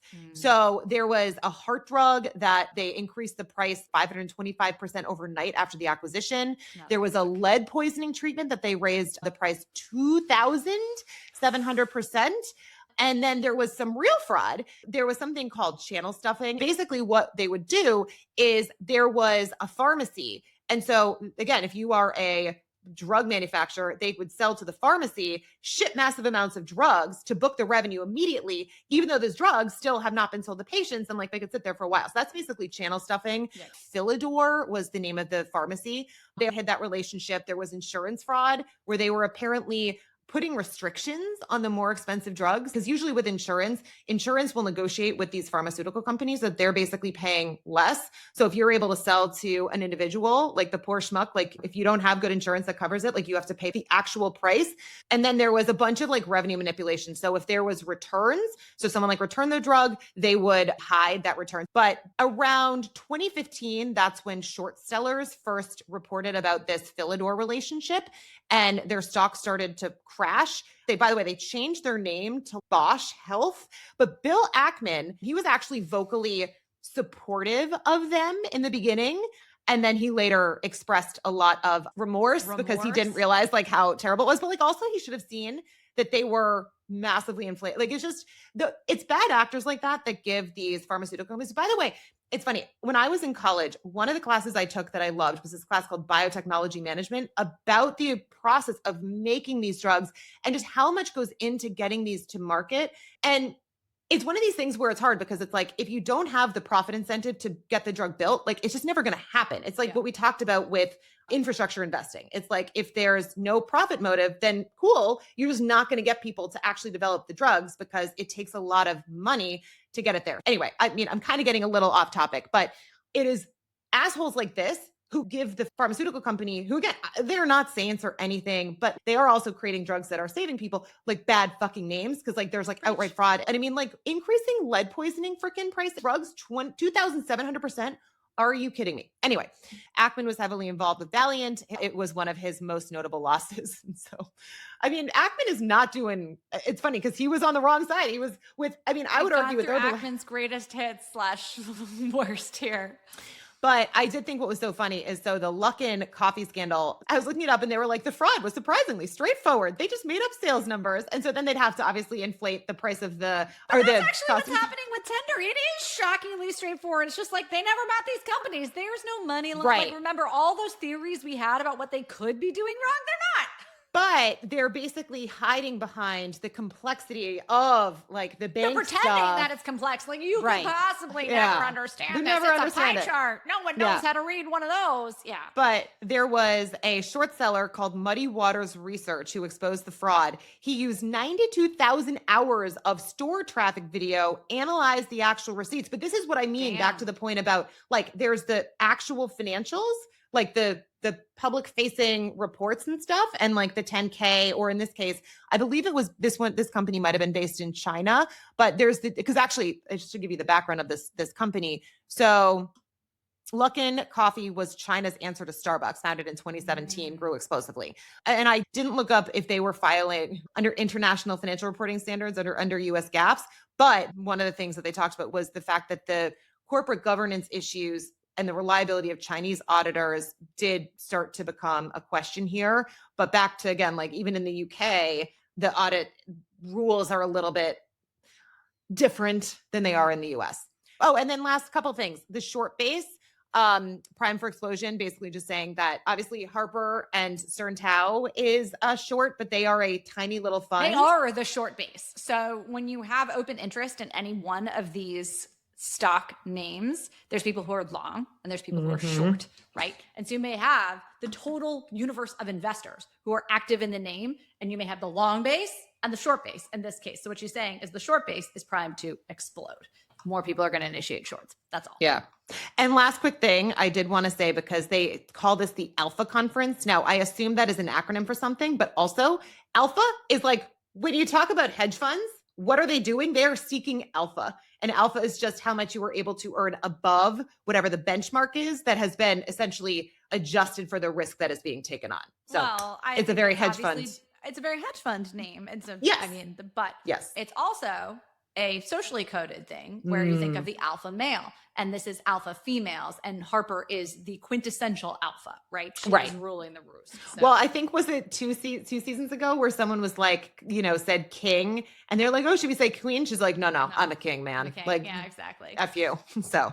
All right, so we'll finish Harper's speech here. She says, the emperor's clothes were shed some time ago. He's naked. He's afraid, as well he should be. Now, remember, we have cut to a vision of Whitney on his private jet here, but I do think it's interesting that we're talking about the emperor and him being naked. Who's been naked this whole time? It's Henry. Who's been the little prince? It's been Henry. So Whitney is obviously the one who is the mastermind behind this whole thing. It's not Henry, but I do think Henry is primed to take the fall before Whitney will. Oh, yeah. So she says, listen, sentiment will shift. The fall will be swift. It is never if, but when. The when is now. TikTok. Thank you. And that made me think, Kristen, not only the ominous TikTok, obviously, of like time's up or whatever, but the timing of everything that you have pointed out, how they've always been like, it's your 3 p.m., it's your 9 p.m. Yeah. And we'll see watches come in later. Well, and also, again, even back to episode 2, where he got the watch from his dad. And then, yes, the watch later. But yeah. So Yasmin gets up and leaves. She doesn't even look at Eric.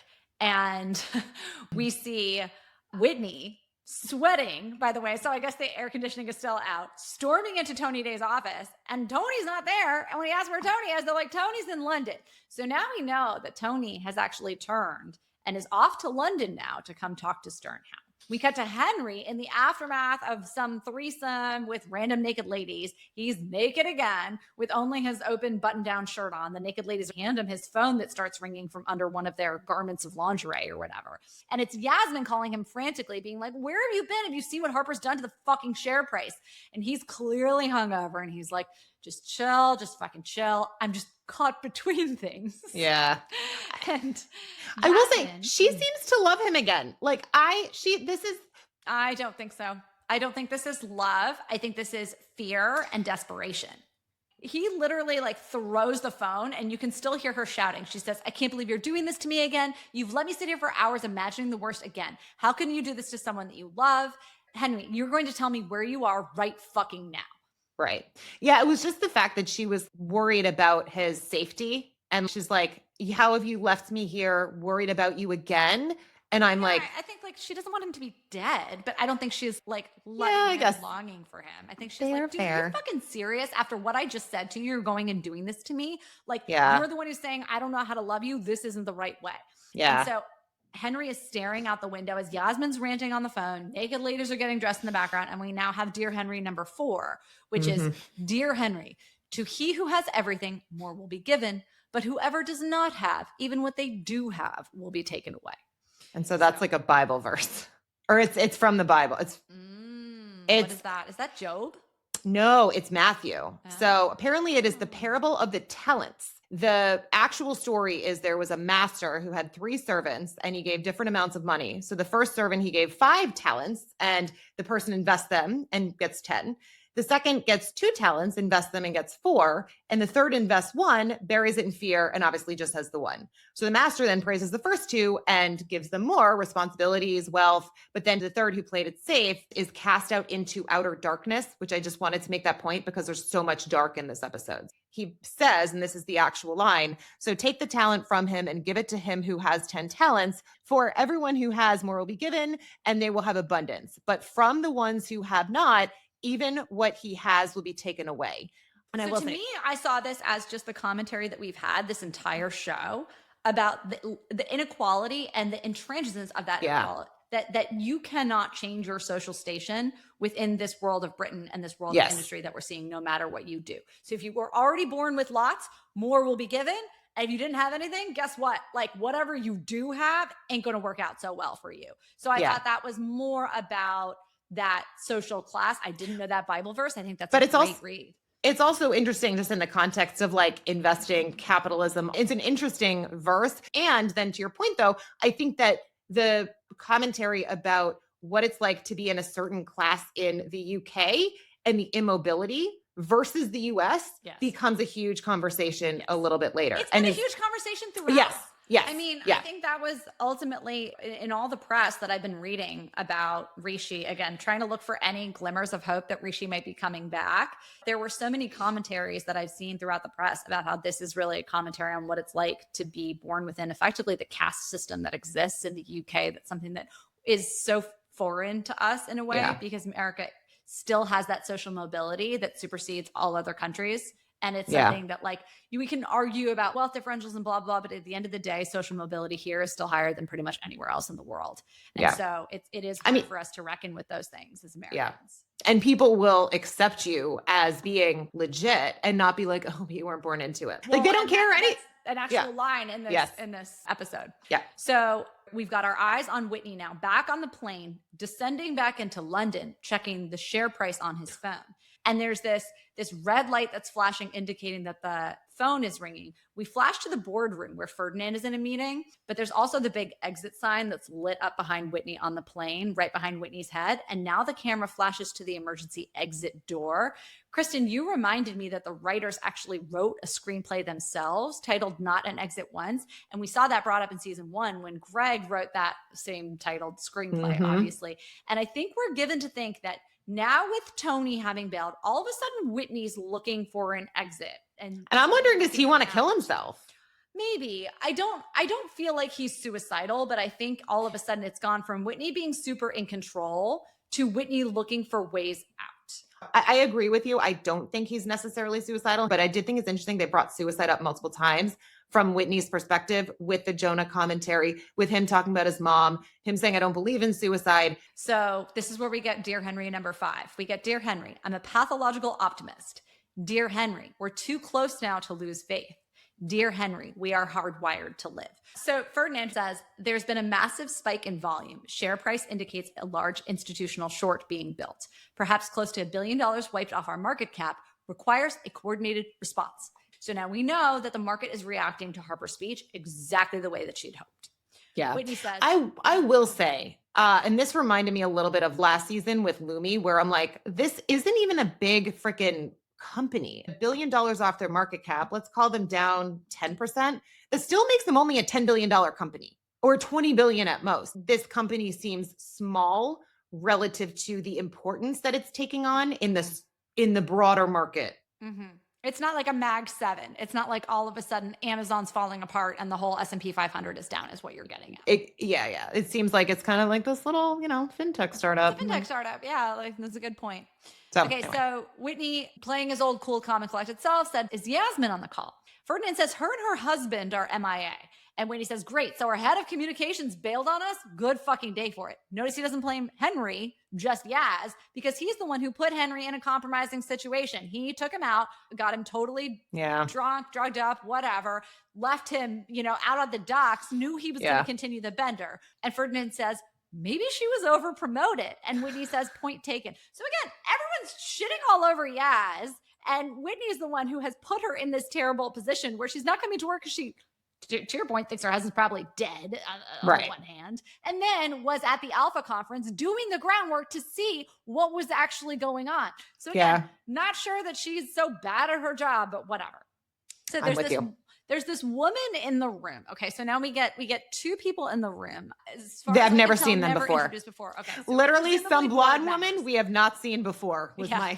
my note. So the woman says we have a few options: renegotiate existing loan terms, some sort of bridge financing. So they're implying that the company is short on cash, and we're going to talk about why for a second. The man next to her says, on top of smaller, prudent maneuvers like expense reduction or layoffs, selling non-core assets like some acquisition in Africa or other satellites. We need a full refresher on the status of our Basel III liquidity coverage and core tier 1 and 2 positions. Well, okay, we know if they are in trouble with not having enough cash, they can't sell their acquisitions in Africa because they're not worth anything. So that's not an option. Okay. But so for those of you who want some really boring bank regulatory legalese, okay, what they're talking about here basically is Basel capital requirements are global rules that were implemented after the global financial crisis as all these reforms took place to ensure that banks can absorb losses without collapsing and taking down the global economy, basically. And so they measure capital as a percentage of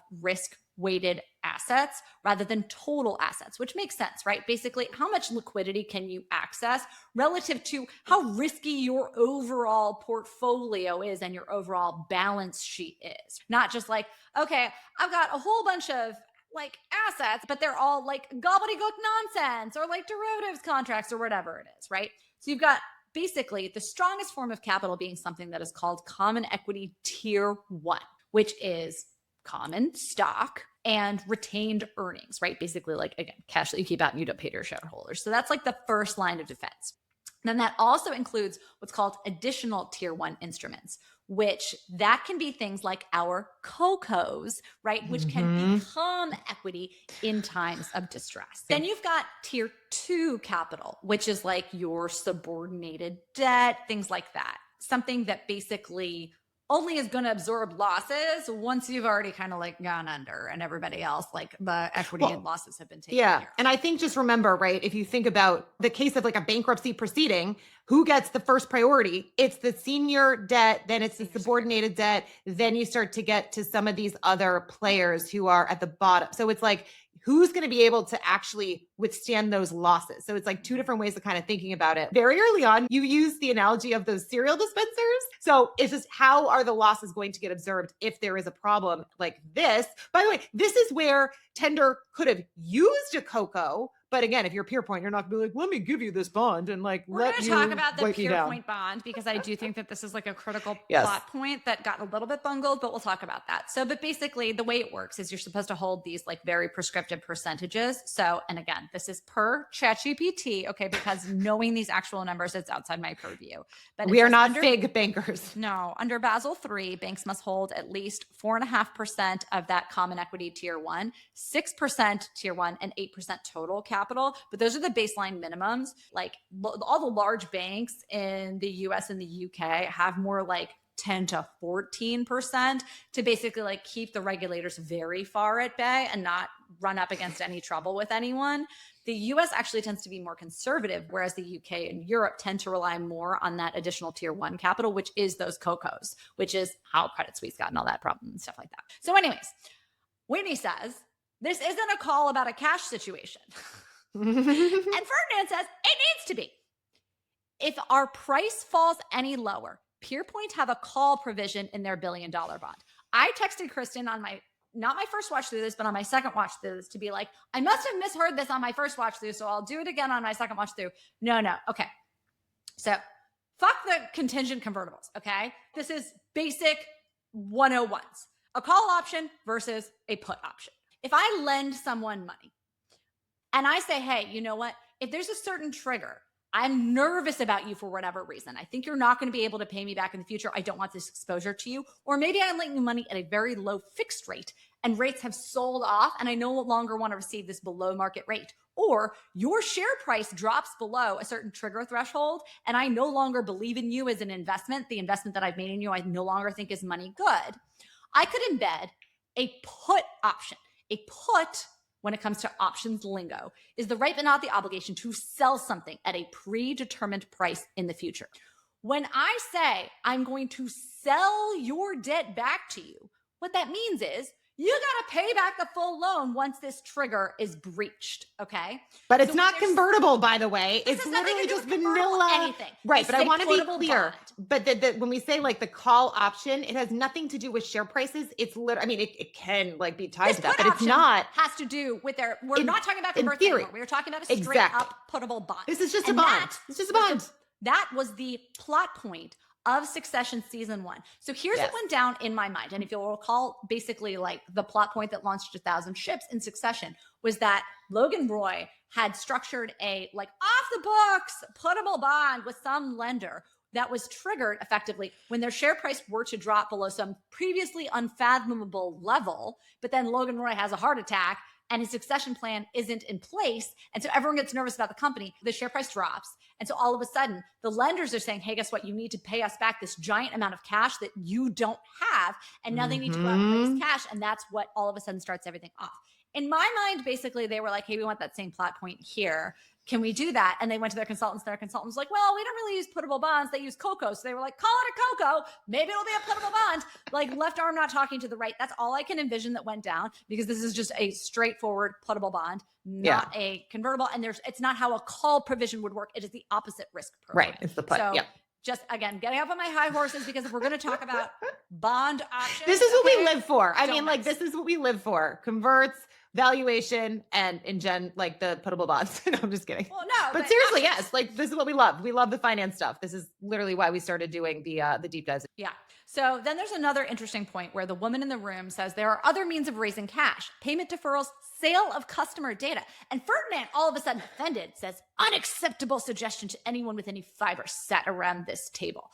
Let us recall that in our Wirecard example, it was what's happening with all of this customer data? What's it being used for? Whom are we spying on with this customer data, which is one of those things. In episode 3, the Nazi people, they were very concerned. Yes. Well, yes, the Austrian bank, the IBN Bauer, the guys, Moritz and his mom, Johanna, they were very concerned about the sale of customer data. That's why they were pushing back. Yeah, because but the irony is that Ferdinand has no qualms about selling customer data. There is just no customer data to sell.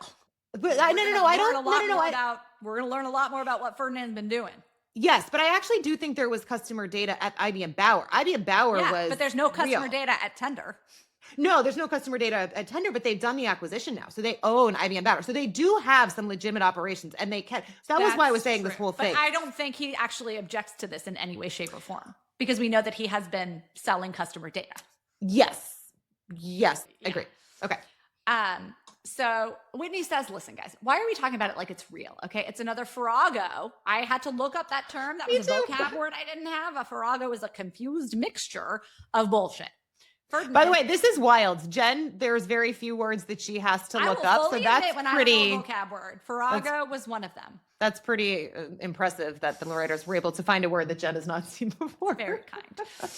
So Whitney says, Ferdinand, any further incoming from Pierpoint and government play for time. The price will correct with the right media appearance. I'll coordinate when I'm back from Accra. Yep. Ferdinand says, sure, slams down the phone. So now we are in the offices of Stern Town. We've got Sweet Pea hanging up the phone. And so she lets everyone know that Burgess called. Okay. Ed Burgess, the editor of Fin Digest. Tony Day is going to play ball. His flight lands tonight. Breakfast is at 7 a.m. Again, Kristen, you love your times. I'm going. Kwabena turns around smiling in his seat. And he goes, you want some more backup?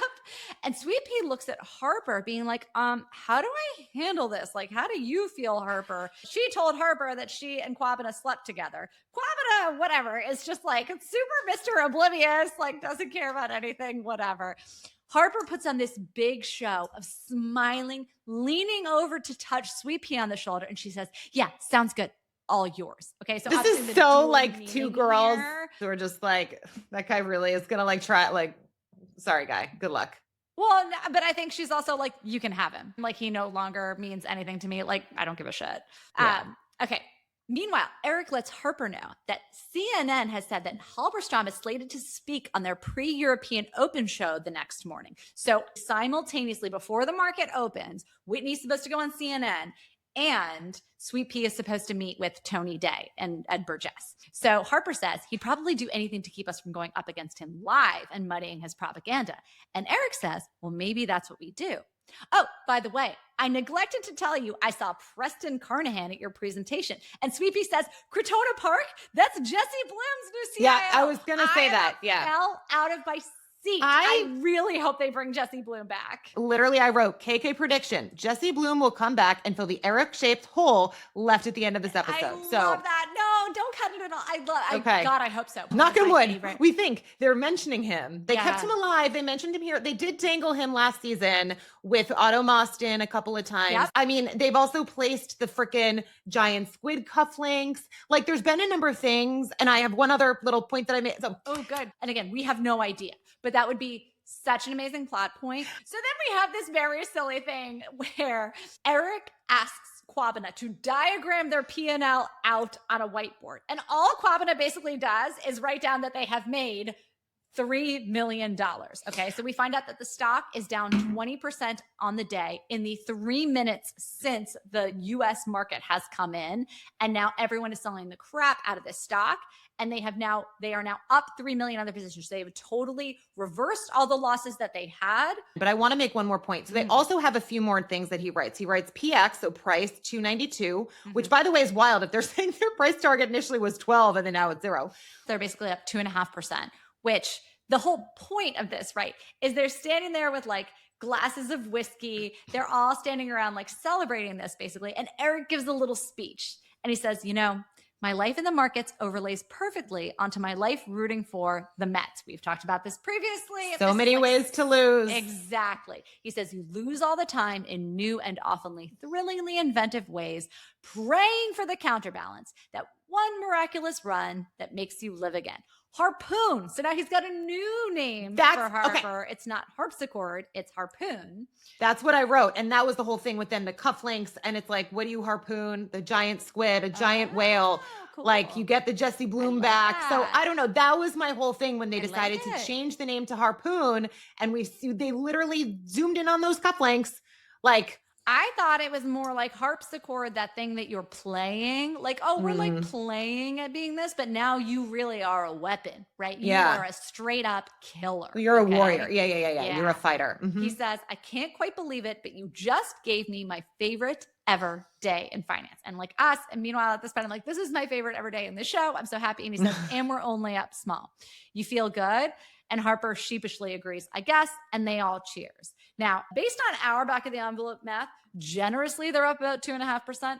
Really, it's probably more like a little over 1% based on the original size of this fund and the leverage that they had. So like the whole point is that this is it, right? This is the feeling. It's not even about the number. It's back to Rishi. It's the winning, right? It's the winning. They have been right. And they are so validated. And like everything is firing on all cylinders for them because they have a good idea. And by the way, they like didn't get to this point by illegal means. Like they actually went and did the work, and like Sweepy did the right work in Accra. Like it wasn't that she did anything vicious or underhanded or whatever. They're getting a source, like they're doing it all, and it's great. And they're winning for like 1 second.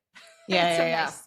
I know. And I literally, you lose all the time in new and often thrilling, inventive ways. I was like, we know that this cannot last. We know. No. Yeah. So we're back to Whitney in his office. Haley is back.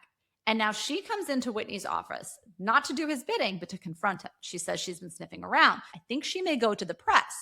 And Whitney says, does she know what you do for me? Aha. Okay. So now we have something here. She says, no. I neglected to tell her the difficult positions I've put myself in explicitly for you. I've felt unsafe since Abu Dhabi, and what Dolly, my little cousin, did for you with that hedge fund guy. So our crazy theory last time that Dolly was a prostitute hired by Whitney has in fact come true. She says, you think because I'm a piece of ass, I don't have enough gray matter to see through your shit. And your old assistant, that Crohn's disease chick, I spent this afternoon calling a few girls at my agency, and apparently she was one of ours, and they haven't heard shit from her since she worked for you. And Whitney is just like, he's not playing ball. He says, you knew what you were signing up for. You knew the benefits. And like, don't call her your little cousin because we both know what she is. Well, she's a prostitute. Now we are coming to learn that apparently so is Haley. So Haley says, she's not just a prostitute. She's a fucking girl.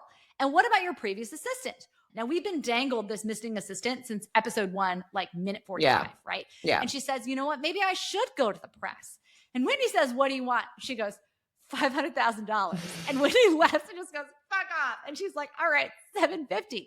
And he says, that's the limit of your ambition. Because by the way, that's what I was thinking too. If you had actually this kind of compromising intel on this company that supposedly is worth tens of billions of dollars, you'd be asking for a lot more than $500,000. But it actually goes back to what you said, like leave your opponent a way out. Like ask for number too high. You know what I mean? I also think it is kind of ridiculous because we've seen the apartment that she lives in. Yes, we know how much she's been getting paid for these activities. $500,000 probably doesn't matter that much to her. Yeah. Well, and two other things on that point. Number one, if you remember when she had that first conversation with Jim and she said, how do you afford this? My talents. And I was like, oh, I feel like the talents were sex. I was right. Mm-hmm. But also clearly, I mean, she probably was trying to ensnare Jim. I think she 100% knew who he was and was playing into that. I don't think that was an accident. And I think that makes that whole thing make a little bit more sense. Does. It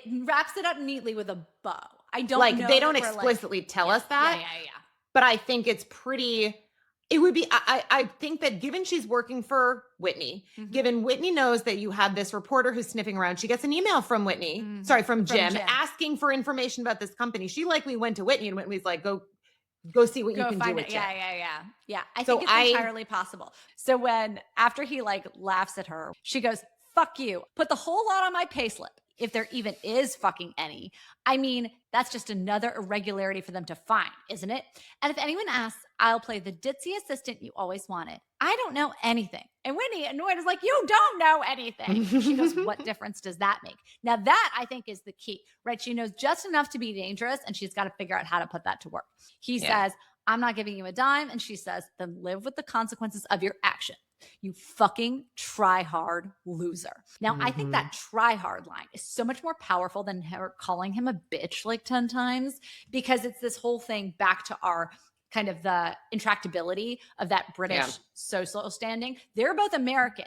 She knows, and they both know that there are ways to get ahead and stuff like that. But he's such a try hard that he wants to try to make it here in the UK. And she's like, it's never happening for you. So now this next scene I'm obsessed with. So now we see Harper and Quabina celebrating together, and Harper gets a phone call. It's Whitney. The first thing he asks her is, what's your favorite piece of classical music? He then says he got asked that in a campus profile once, says he had no idea what to say. Harper says, neither would I. Whitney says, maybe that's why I showed so much of myself to you so quickly.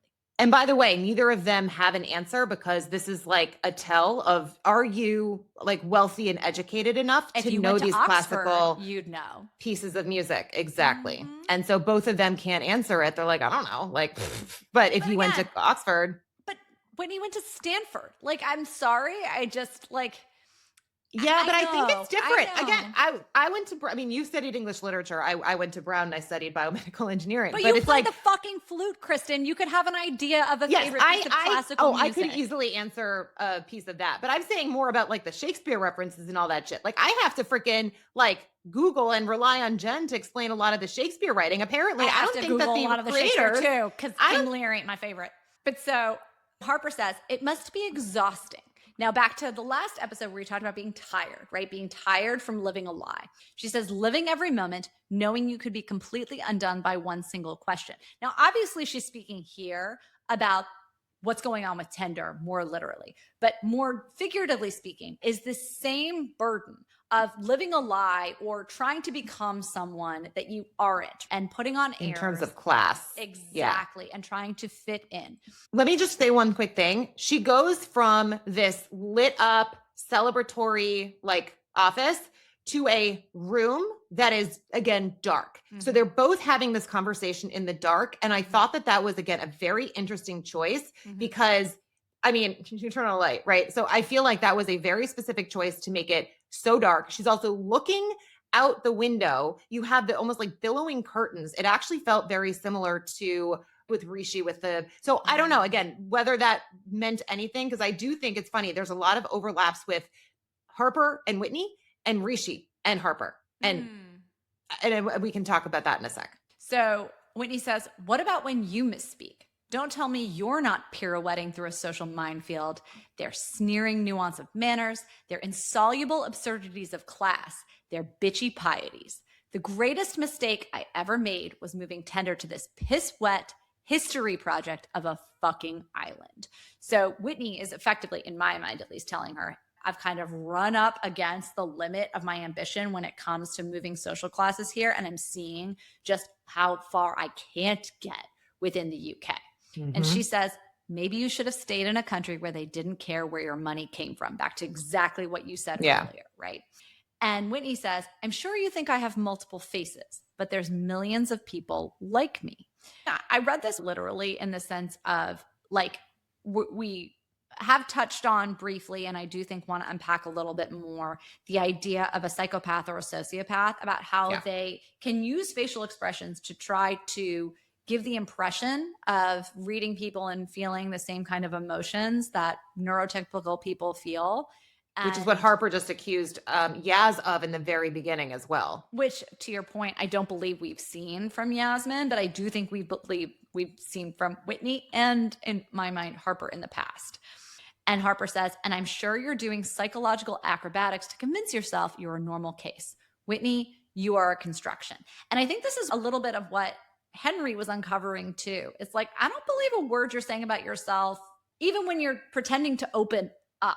Like, even the things that he says in a moment of intimacy may not be true, but they're what he's convinced himself are the story of himself that's true. That's why I hear you when you're saying that you believe everything he says to Harper, because that's the person he can be honest with. But I don't know that even like what he's saying isn't. I feel like it's like the villain who meets their match with like they're confessing right as they're about to do something illegal. That's why I believe it. Although I think that the irony of this whole thing is Whitney, we're going to come to find out that Whitney did not murder Jim. I don't know what happened with the assistant, so that's still a question mark. But the way that he reacts later, I don't think he's necessarily a murderer. And Harper could have very easily found herself in a similar state. She's not, because she got lucky. What I mean by that is, go back to last episode. She wanted to do the Archego stuff. She wanted to commit fraud, to do things that were wildly illegal. We've seen her do that in the Wrong Way Trade episode. We saw her do some very questionable things when she tricked Rishi when she was doing that huge trade, and DVD's on the line. Like, holy shit, like this is so wild. And so the fact that this Tender short is working out, part of that was pure luck. I mean, it literally fell in her lap. They did the short based on Jim Diker saying, hey, like maybe there's something going on. And then they found the Sunderland thing. The Sunderland thing was not the smoking gun. I mean, it could have been, maybe, but like the fact that there was outright fraud was almost like a magic gift that they were lucky and stumbled upon. And we have seen that Harper is incredibly smart, but this particular trade felt like it turned out for her based on luck. The Pierpoint trade was just overhearing inside information, and it was luck. So the fact that she is in the right now was kind of luck. And I do think it's interesting, and this goes back to my point with Rishi. In the Rishi episode, White Mischief, the shit was down, shit was bet, and he got really fucking lucky. And he was on top of the world, and that was the beginning of his downfall. Now, I mean, who was it who kept her in line last episode? Or it was Eric. And Eric is about to be out of the picture. That's why it's like with Harper and Whitney, you have two Americans who are here in the UK who have been able to get by, both of whom do not have any problems doing questionably illegal activities. Whitney has gone down the rabbit hole of things being outright fraud and illegal, but I wouldn't put it past Harper to have ended up in the same place had that short gone the wrong way and had there not been people in place to like keep her in check. Yeah. And I am worried for what she could do from a self-destructive standpoint into next season, into even the end of this season, if she doesn't have someone who's able to toe the line. We know that Jesse Bloom, if he comes back, we have no clue. He went to jail. Right. So he doesn't have necessarily the ethics either. But not only that, when information was dangled in front of Jesse, he did exactly what Harper expected him to do with it. I think your point here, if I may summarize, is that we got the conclusion about Rishi that, hey, listen, you're not even a good trader. You're just lucky. And Rishi says, what's the fucking difference? And he never learned the lesson he was supposed to learn because he never had to face consequences. And that's what he was seeking in his dissent, was that ultimate reckoning with consequences. And that's why he had that smirk on his face. It finally caught up with him. He finally got to face the music. Harper has never really had to face those consequences. She's never had that hard fall on her ass because at the end of the day, there's always been someone. It's been Eric, it's been Robert, it's been Yasmin, it's been someone to save her from her worst impulses. So what you're saying is there's a scenario where she could have been Rishi, just descending into madness and having this ultimate decline into basically like the end, right? Rock bottom. Or she could have been Whitney, where she's just constantly trying to build one lie on top of another, trying to outrun it, which it feels like Whitney's trying to do. He's trying to just outrun a lie here. So that she's somewhere on that spectrum of the Whitney to Rishi. But Harper's been successful, if you will, in this, not because of Harper is what you're saying so much, is that she has because of the people around her. Yeah. Well, and I think, look, she did have the consequences when Eric fired her, ironically, in season 2 because of not graduating from college, which, by the way, we also have not talked about this season. And guess who also got it? I mean, again, I'm not saying that she is in any way like Epstein, but I feel like the authors are continually pulling on like the Epstein story with how they had Yasmin's dad die. And I mean, Epstein got a job at Bear Stearns faking that he graduated. And that was similar to what they did with Harper. Now, again, Harper is in no way like freaking Epstein, but it's interesting that these authors, creators continually pull different pieces from the Epstein story. Again, how did Ghislaine Maxwell's dad die? There was a mysterious boating accident on Lady Ghislaine, and they never really ruled it out, a potential murder. Now, again, I don't know that it was necessarily Ghislaine who freaking murdered her dad, but like, I'm just saying there's lots of random parallels. So Yeah, so Whitney now says, don't be so reductive. Of course, I know about Solomon Asch, the Milgram experiment. People's will to be deceived is practically in their DNA. So I actually had to look this up. I didn't know the Solomon Asch. So forgive me for not knowing. I'll give you the Google summary. Solomon Asch conformity experiments showed that people will often give an obviously wrong answer to a simple question if everyone else in the group gives that same wrong answer first.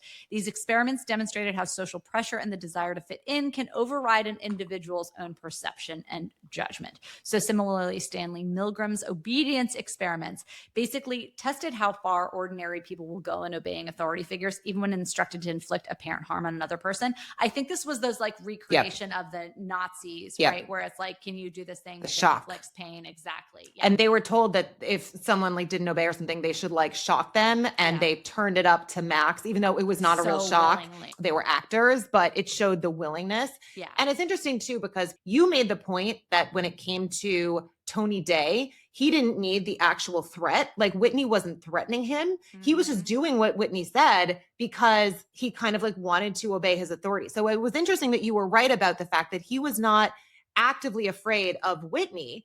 Whitney was using more of these types of methods to get him to do what he wanted. Well, it's just dangling success in front of people, right? Now, as he's saying this, he's opening a drawer, moving aside all the files, and digging out wads of cash and a Lithuanian passport. So it looks to me like Whitney is considering just punching out and fleeing, because we see this with Lithuanian passport that he's going to open up, and it has a little doctored up picture of him inside with some gobbledygook name with like a wig on and like a mustache and a beard. So Harper says, I'm sure that a new forensic audit will find nothing but a Frankenstein balance sheet of tricks and concealments. He says, surely you know, as a transplant, life's an act of becoming, not being Harper. So everything we've talked about thus far. She says, you're a con man boxed in a historic crime. He says, you're starving for intimacy. She says, you called me Whitney. You know, I got a chill when I heard you speak about funerals so practically. Funerals have a function. It's for ritualistic grieving. It's a human need to deal with that shit. Maybe you've never experienced grief before. Also, like, maybe you're not fully human. Whitney says, my parents are still alive, which is an interesting thing. You could easily go to a funeral having never experienced the death of a parent. Right. And Harper says, my mom just died. Whitney says, and the funeral helped? She says, I didn't go. Whitney's like, what kind of a person doesn't go to their mother's funeral, Harper? And Harper says, I don't know, Whitney, maybe a monster. Although, by the way, again, this is the least like a monster we have ever seen Harper act. So I think it's this thing where it's like, he's saying you and I are the same, but I think Harper is proving that she is not. Although honestly, they start to almost like show some glimmers of humanity with Whitney and who he chooses to call after her, and calling Jonah, and like he wants a friend, and then he starts to sing, I want to dance with somebody left. Like the next thing he does, he starts to sing. But I do want to go back. It's funny because we had called Harper a sociopath. And by the way, this is a phrase that we have used very generously with basically all of our characters. I mean, we did American Psycho in London with Whitney based on literally nothing more than, I mean, the I Want to Dance with Somebody song coming on. But we are not psychologists. But the actual definition is characterized by consistent disregard for social norms, laws, and the rights or feelings of others, often manipulative, impulsive, deceitful, displaying a lack of remorse or empathy for their actions, often driven by emotional outbursts.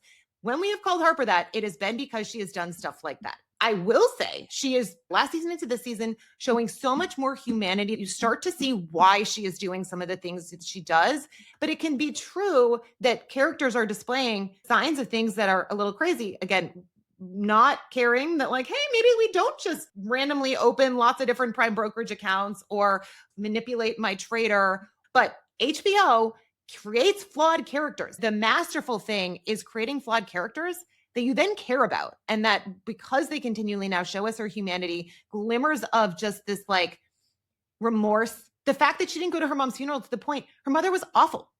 Like, okay, she didn't go to some awful woman's funeral. That's not a monster. That's just her mother was a terrible human being. So I think there's also this the feeling that she hasn't resolved all of her issues because she didn't go through that ritualistic grieving. Right. Yeah. And that's part of Harper's complexity, is that she doesn't participate necessarily in those normal societal milestones. And that's part of what makes her her.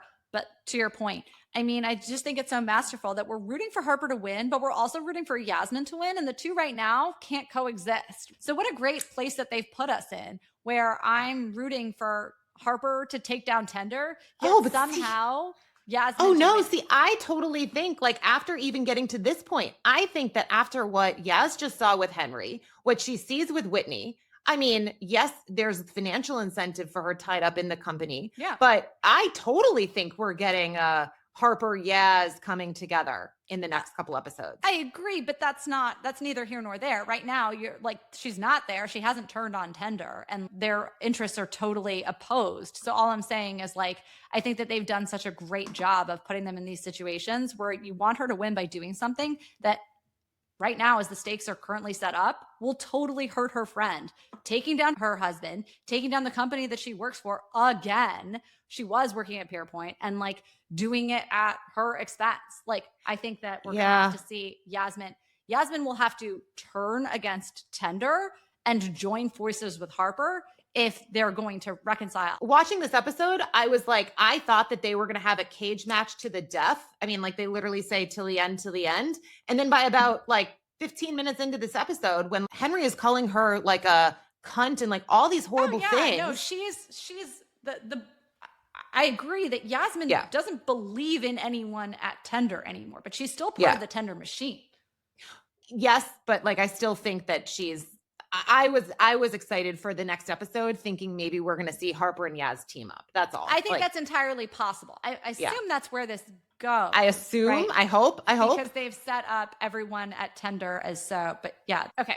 So then there's this pause, and Whitney starts singing a cappella, I Want to Dance with Somebody, the Whitney Houston song that we had gotten those opening chords to in the very first episode that I clocked in the theater, which brings me so much joy that we finally get this. But also, why do we get this? Like at the end of the day, is it like he really just wants to meet someone who is his equal on all levels? He thinks that he's found that in Harper, and they're dancing together in this dance between Stern Tao and Tender. What is it? Like, why is he singing this to Harper? My assumption was because of what we see next. I think they're trying to make him human, because we have only seen him like Whitney the sociopath, Whitney the psychopath, Whitney the crazy person. And it's like maybe trying to humanize him a little, that like he does want someone who will love him, or he wants to like connect with someone. And it's like you're seeing how all alone he is. I have no idea, but that was how I took it. I mean, again, it could also be Harper looks sad when she's hearing Whitney sing to her, because I do think she actually is experiencing empathy for him in this moment. Yeah. And as they end that call, we get our, I don't even know what number we're at this point of our Dear Henrys, because we had like 3 in one go. We get, Dear Henry, how are we supposed to remain virtuous when the temptation is so great? We're still in the dark office, and Whitney calls Jonah. Jonah simply says, get a lawyer or kill yourself, whatever's cheaper. So we are, again, continuing to dangle this thread of suicide. It seems at this point that, frankly, he's contemplating the latter when Ferdinand slowly walks in and says, we need proper eyes on Tony Day. So now we know that Ferdinand is in on the whole thing, and suddenly it seems that he is the one really pulling the strings.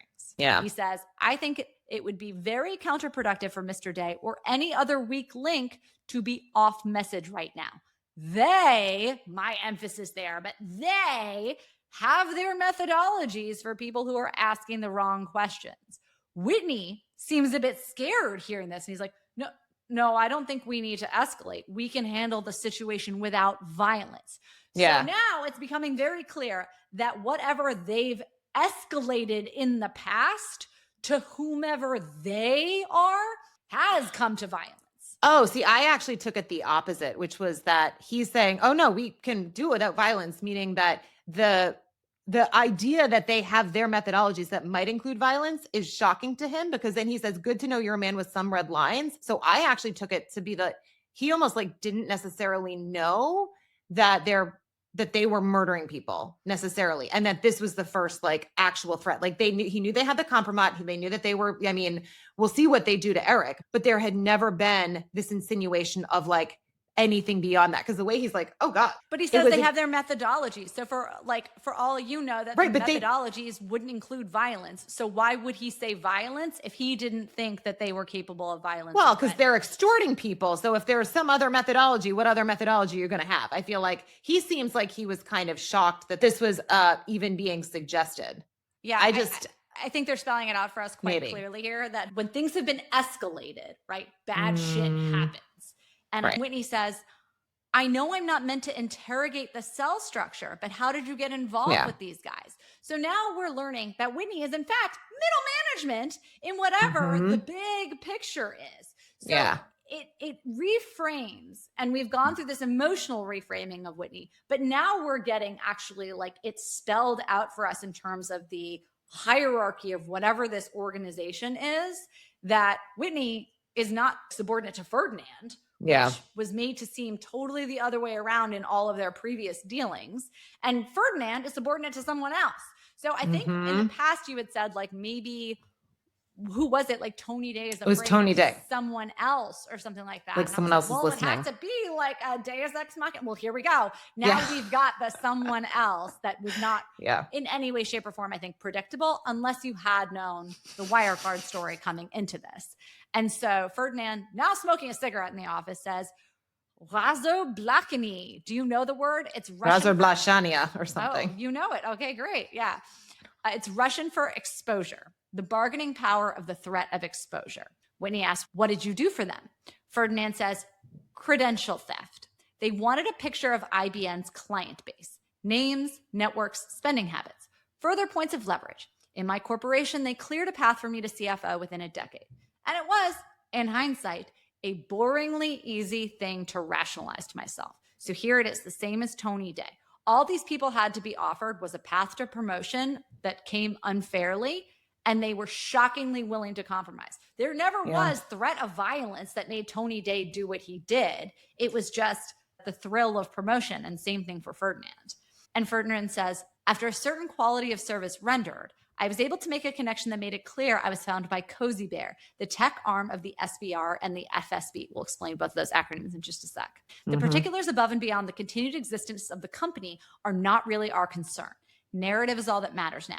Nobody can be off story. And he's the one patting Whitney on the shoulder now, showing that in fact, he is the one in control. So the SVR, I mean, again, this is ChatGPT, is essentially like the CIA, but it's the Russian version. So foreign intelligence services. It's their counterintelligence, like right. So it's like the CIA. Yeah. And then the FSB, the Federal Security Service, it was basically, they said like the FBI. And then Cozy Bear is they organize like cyber attacks against Western governments and corporations. And so he got hooked up with these guys because he was doing the credential theft. But this was why I said that the IBM Bauer, like they did have legit operations, like they did have the client names and everything, and they were sold to like Russia, but he doesn't want them to necessarily get sold to other people. Yeah, no, but again, he's just like, that's not on the table or whatever. Like, I thought it was because there were no clients, but you're 100% right. But it's not that we know that he's been doing this. So like, there's definitely no like moral qualms he has about it or anything like that. But so this is our analog from Wirecard. So Jan Marsalek, the company's former COO, who was, I guess, like the chief architect behind all of their fraud.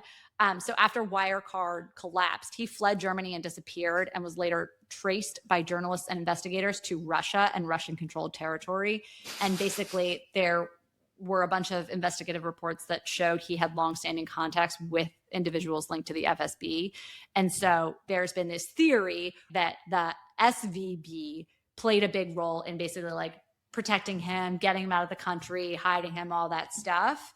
And then I think there's always been this suspicion, but like not any proof that Wirecard customers and clients, that their data was given to the KGB, to the FSB or Cozy Bear, whomever it was. But I don't think it's ever been proven based on my research. I don't know. But yeah, I mean, they're in bed with with Russian agents and with Russia. And this plot line would have been so annoying and so over the top and stupid, frankly, to have it come out that there's a big they, were it not for Wirecard. Like was it not for the fact that it was legit? If this wasn't based in reality, I would think this was such a stupid plot line to have it be like, by the way, we're 6 episodes in, you haven't heard anything about it yet, but everyone's secretly working for the KGB. Like, oh, give me a break. Except for it actually happened. Like that's the thing. The truth is so much stranger than fiction. And that's why this was a plot point that landed so powerfully for me, having done this research thus far, because had it just happened out of nowhere, I would have thought it was stupid. Yeah. And we get our now nth number of Dear Henry. Dear Henry, is it really any surprise we seek control when we are always at the mercy of forces so much larger than ourselves? And I mean, it's like, that's very transparent as to what that is supposed to be. Exactly. Again, I wasn't exactly in the poor Whitney camp, but I'm starting to feel bad for him because it's very clear that he wants out and is scared. And well, like I said, it's this, they now are humanizing Whitney, who previously was just a psychopath. Like, and now you're like, oh, you're a psychopath, but like you have a heart. Maybe not. You just wanted to have a bank, and I guess you just wanted to be given respect in London. Now, why you couldn't have just created your little bank over in the US? But I do think that it kind of speaks to, it's like people who get involved with like the mob. Things start off and they're legit, and then you're trying to build your real thing, and then all of a sudden it's like there's some easy way out, and you like take a little bit, right? Or you're like trying to fill a hole. But it's like you can see how people can start off legit. And then unlike a Henry, who, I mean, he had this massive failure with Lumi, but he had his freaking prosciutto money, right? Like he had his uncle to fall back on, Lord Mostyn, and he can like do it again. I do wonder, it's funny because a lot of people were talking about just like the Great Gatsby that you had brought up. No. I'm saying you brought that up, and other people have been saying there's a lot, obviously, of that this season, which is true. But it's like the rich people always get away with it. But I don't expect Henry's going to be able to. But it's like, if this was the retelling, I feel like Henry is going to not make it. We've said this. We don't think Henry's making it out of this alive. I don't think Whitney is making it necessarily out of this alive either. I think the two of them. Now that we know, by the way, that it's not just like, oh, Whitney's like, is he crazy? Is he capable of something? There's actual people ordering executions. Like, but he is not one of them. So we did say at the beginning, we were like, American Psycho. We don't think he's murdering anyone. I actually don't think he's murdering anyone. Neither do I. So he is now just your run-of-the-mill criminal, but he is not a murderer, which, I mean, in the hierarchy of like terrible shit, as Harper said, like the run-of-the-mill sociopath, and she said that to Yaz, then you have criminal, then you have murderer. Like he's not a murderer. No, he's not a murderer. And which is making me very sympathetic towards him now that I like know he isn't just like going out ordering assassinations. Okay, so we go back to Stern Tao. We now have this point where it looks like Stern Tao has everything. Eric has just had the best day of his life in the markets after a career full of a life in the markets. And we see him with his daughter, and she's juggling his baseball. Remember, thinking about the Mets in so many ways to lose. And he's asking her if she wants to stay over. In fact, he says, I think mom thought it was weird that you left the restaurant with me, not her. Meaning like they're forging such a close relationship. She wanted to come home with dad, you know? And she decides to stay. And he says, you're going to kill your old man, back to our old line about kids were destined to kill their parents. And he's got his back to her because he hears this email ping up. So he goes to get his phone and she says, I would never. And then looking like she's building up the courage, says, I love him too much. But Eric barely even hears this as she's standing there looking hopeful and expectant, waiting for his reaction because he has opened up an email on his phone, is staring at it, looking so confused, terrified, whatever. We can't see what he's looking at. He says, I love you too, honey, which is just like, no, you had the moment. You had the moment right there. You could have said like, I love you, whatever. Don't look at the email.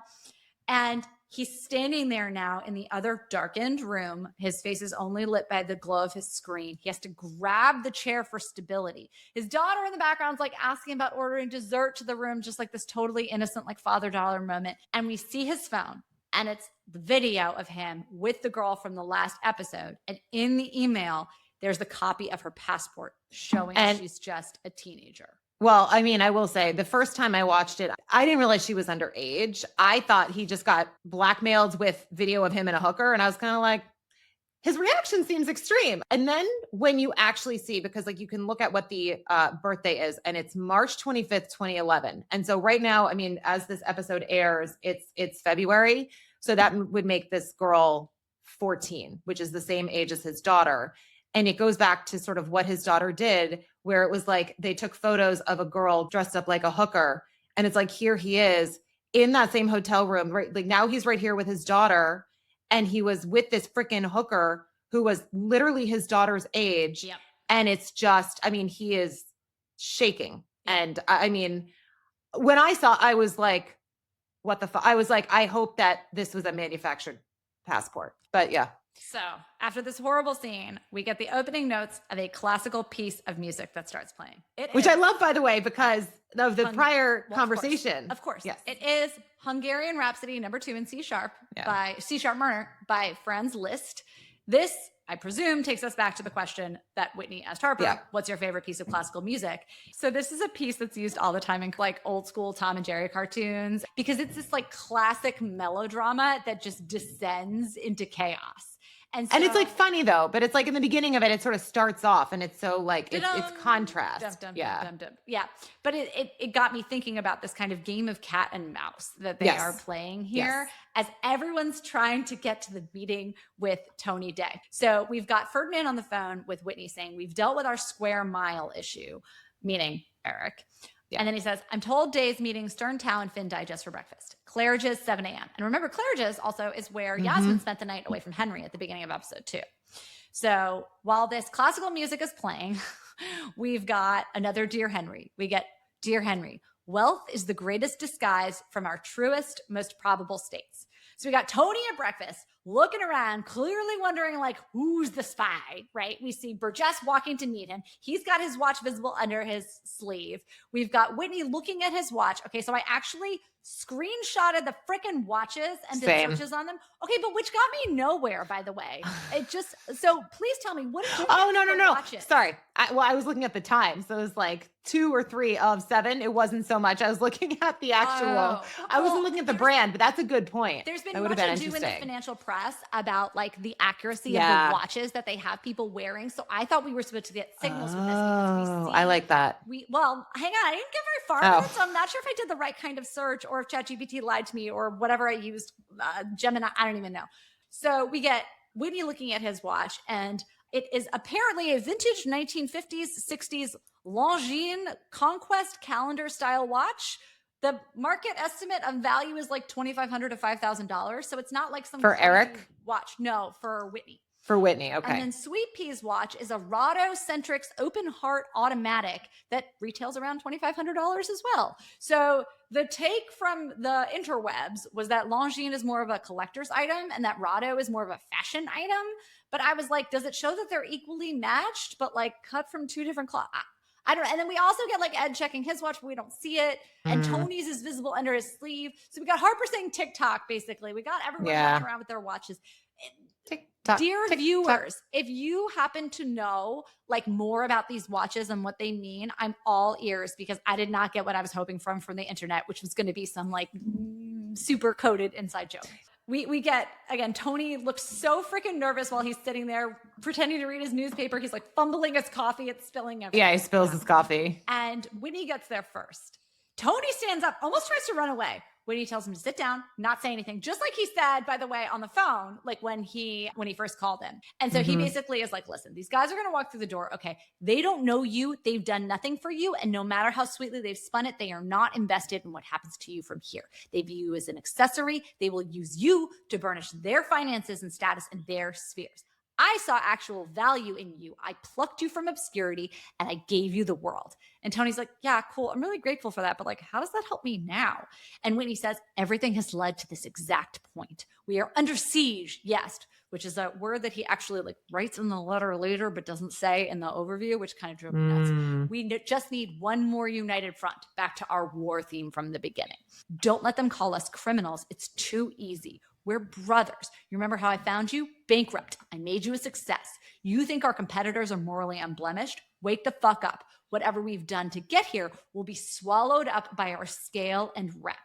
And Tony very astutely says, you cannot backfill a lie and make it true. You cannot just grow this company to the point where everyone's going to say, guess we won't try to remember what their actual cash flows were. And Whitney says, look at yourself. You're wavering at the gates of Valhalla. I had to look that up. Which is like something from Norse mythology. So just then, Sweet Pea walks in with Ed Burgess. They see Whitney talking to Tony. Whitney clocks them, but is like, don't look at them. Okay, look at me. You will impoverish yourself. You will immiserate yourself. And whatever protection or relief, or if you're stupid enough to believe it, immunity you've been promised will not spare you from the single moment when you wake up in a year or so in a 3-star shithole on a quiet Tuesday morning when the phone has stopped ringing and you realize just how far you fell from grace. So I'm glad you're scared. You're on the verge of making the biggest mistake of your life. It's just so funny. It's like the phone will stop ringing and Whitney's probably sitting there like, that might be nice for a change here and there. It also reminded me so much of kind of the stakes that we talked about when Yasmin was on that road trip with Robert, where she was staring down this life of mediocrity, potentially being like the minivan mom and like chose Henry's family instead. Now look at where that's gotten her.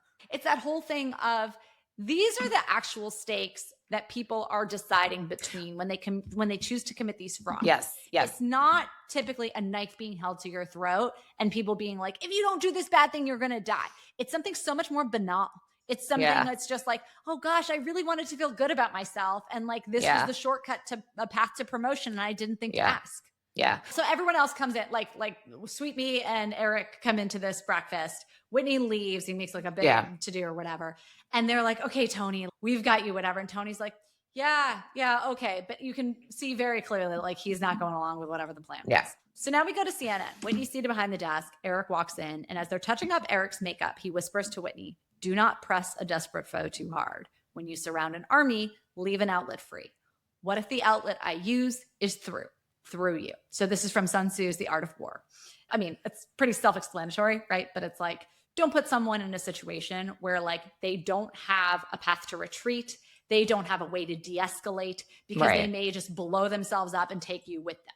And so that's what Eric is letting Whitney know is the position he has put him in, that listen, if you're going to take me down, I'm taking you down with me. And so the studio goes live and the headlines on the screen read, FTSE suffers heavy losses as Tender plunges 28%.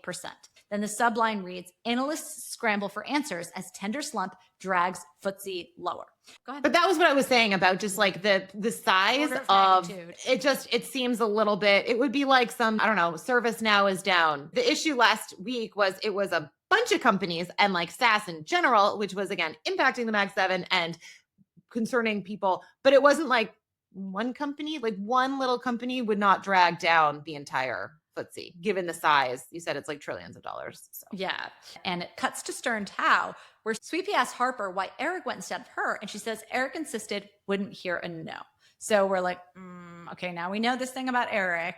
And we knew that, I mean, I don't think it would have been that crazy for Eric to go instead of Harper. Like, he was the one who told her about the fact that, like, Halberstrom wanted to go live on CNN. So, like, it's not that crazy, but this little nugget is like, Eric's got something up his sleeve. Yeah. So back to Whitney, he says, sad day for a show like this when you give executive management of a listed company equal billing with some fund manager. Which, by the way, it reminds me of kind of how he's all upset that people are not looking at him with the right amount of respect because of his class. And now he's like, here I am. I'm the CFO of this big company and some no-name fund. Yes, it's because partly, I mean, they're trying to short them. But also, it does feel a little bit like, I can't believe you're actually putting me on the same thing with this other guy. But it does feel almost like classish because he brings it up so many times, even though it's his side, him, his trade book, my side, analysts, independent auditors, regulators. And Eric's like, you want me to give you a list of the number of times that regulators have been wrong? How long is your show? And then to Whitney, he's like, you look pretty shiny under these lights for someone's own control, AKA like you're sweating, right? Taking us back to Accra where they were sweating or whatever. And Whitney goes, like I said, this is not a serious person you're having on. Which is Succession. Yeah, the not a serious people. When they said this, it was when the kids outbid Logan Roy for Pierce, going to absurd levels. So they won, but they won because they like paid a shit ton of money that they didn't have. And so he's like, you guys are just not serious people. Like, congratulations on winning, you fucking idiots. So it's almost like spat out when you're like, shit, you beat me, essentially. So Eric says, cast enough doubt on everyone else, none falls on you. May we recall that was Otto Mostyn's original strategy. And Whitney says that's defamatory, better keep an eye on him. And the host jumps in and says, please pause, gentlemen, because joining us now, we have the CFO of the site of the most controversy yesterday, Tender CFO for EMEA, Tony Day. And everyone at Stern Town starts freaking out, realizing Whitney got to Tony, okay? Also, can we talk about Harper's look for a second? So she's in this gorgeous tweed suit, but she has her hair up in a half ponytail with a scrunchie, and it makes her look very like 1980s. Well, it's funny. No, I actually didn't notice the scrunchie. I'm just laughing because there was a Sex and the City episode where Carrie identifies someone who was not from New York because she was wearing a scrunchie. This is like a known thing that a scrunchie, unless they're making a comeback. I mean, I don't know. Well, it's very strange because like Harper's hair, dress, appearance has been like such a piece of her power in this episode. In this season thus far. And that reads just very youthful to me, especially with the hair and like the half ponytail. Is this the same outfit that she marches in with? She'll be wearing this outfit for the rest of the season. Because again, she looks phenomenal. It's funny. I did not notice the scrunchie. Had I noticed that, I would have had the same reaction you did. I just thought she looked like a badass because of her suit. Like she looks great. But the scrunchie is an interesting choice for the. And they've taken her out of the gray power suit that they've had her in 4 or 5 different variations thus far. It's a skirt suit. It's a shorter skirt. Shorter skirts tend to read to me like more youthful. I don't know. It was just really weird that they had her in this. The scrunchie is an interesting choice. I agree. Anyways, so Tony says, now, as someone who has lived and worked in West Africa for a number of years, I can tell you that some of the structure of the financials of the companies we own down here, they're unfamiliar to some auditors. But the more pernicious thing that today has revealed is a typical way of seeing imposed by Western institutions driven by long-standing prejudices without any objective evidence. I'm going to call it the dark heart of Africa trope. So this relates to exactly what we were talking about in the last episode. And so in my mind, he's referencing Heart of Darkness, right, by Joseph Conrad, where the whole thing is like Africa was always characterized as like this dark place. And the irony is like the real darkness for like the characters in the book is what's inside them, what's inside the white imperialists. Yeah. And so, this is double flipping on its head all of these same subversive themes where Tony is suggesting that all the performative platforming that everyone's doing is disguising true racism and blah, blah, blah. And it's like, no, you are the guys using that so that nobody would come looking and asking any questions and blah, blah, blah. Well, I mean, and I think that you thought that last episode that they literally then are hiding behind it and being like, oh no, you're the racist for like even thinking that there might be something there. And it's like, no, you're committing fraud and then wrapping it in this to try to shield yourself, which is like extra effed up. Exactly. So, they're all freaking out, obviously, at Stern Town because they're like, we thought we had nothing to worry about with Tony. He'd agreed to an on-the-record interview. And Kwabena says his testimony was going to speed the collapse. Where's the pressure from him? This is so dumb. I'm sorry. I will say that doesn't make any sense because like they've been calling for a new audit if people are concerned. And by the way, if they're now trying to get into the US, like there's the pressure for a new audit. So there was a lot of Quabbin has done this a number of times where like he says stuff like that, and like you understand what he's trying to set up for the user, Like, for the viewer, but you're like, this doesn't make any sense, because like they would definitely need a new audit after all of this scandal, right? I mean, if you're an investor, you're gonna be like, I want to see the new audit, and if you're not going to do one, then that's going to be wildly problematic. So that they've already have the reason for the new audit. Like, where's the pressure going to come from? It's out there. Like, it's there. Anyway. Okay, so basically Whitney sees what Tony has just said and is like, case closed. I've done this. I've totally saved my company. Eric then gets his chance for a rebuttal. He says, save your breath, okay? There's absolutely nothing this gentleman could say about me that I won't willingly say to your viewers about myself. He says my fund packages itself as some sort of crusader for market efficiency and societal good. I make no claims to that effect. I'm a money manager. My only operating software is the profit motive. That and my id. They're probably indivisible now. It bleeds into every aspect of my life, for good or bad, often very bad. However bad you want to tell the audience I am, let me tell them, I'm worse. So make your judgment call. But once made, don't let this guy sat across the table from me off the hook from exactly the same judgment. Let's give this guy the benefit of the doubt. Let's even say he's on the money. By the way, Henry is now watching on his TV screen now. So as the dialogue continues, now Henry is actually paying attention on the television. Yes. Would that outright negate that his enterprise is a fraud? And Harper, who is also watching, now says, wow, almost to herself. And then Eric says, I'm falling into his trap, more and more words. Let me finish with two new ones. New audit. Now we cut to Henry, who has been watching all of this in his salmon-colored sweatshirt, okay? Yeah. And he leaps out of his chair as we hear the interviewer ask, would Tender submit to a new audit? And Whitney replies, yeah, we're audited every year. But Henry starts shouting for someone to get Jacob on the phone. We hear Eric's voice again calling for a new audit on TV. Henry finally gets Jacob on the phone and says, I'm afraid this isn't going to be an easy conversation. So we now see Yasmin and Haley together in Yasmin's apartment. And Yasmin is actually in a robe. And Haley is acting like she kind of came over to comfort her, like as a friend. She says, I can only imagine how you're feeling. And Yasmin says, no, I don't think you can, actually. She asks her point blank how much she knew about what Whitney was doing. And Haley says, nothing, only the way he operates. So Haley explains that he hired her from an escort agency and is pretty sure that all his assistants were escorts placed strategically in front of people, men, Whitney wanted them to get close to. They all had similar profiles, young, willing. And she says Whitney told them they'd be on camera sometimes. She says she flew to Abu Dhabi, was placed in front of some Emirati guy on the board of Al Mirage, aka Pierpoint. Yeah. And all she knew was she had to get him into a specific room for it to happen. So now, by the way, it's clear that Pierpoint's investment in Tender only happened because Whitney instructed Haley to get some blackmail from one of the board members at Al Mirage. Yasmin obviously now understands that he was using these videos to extort people. So she asks Haley if their threesome was on camera.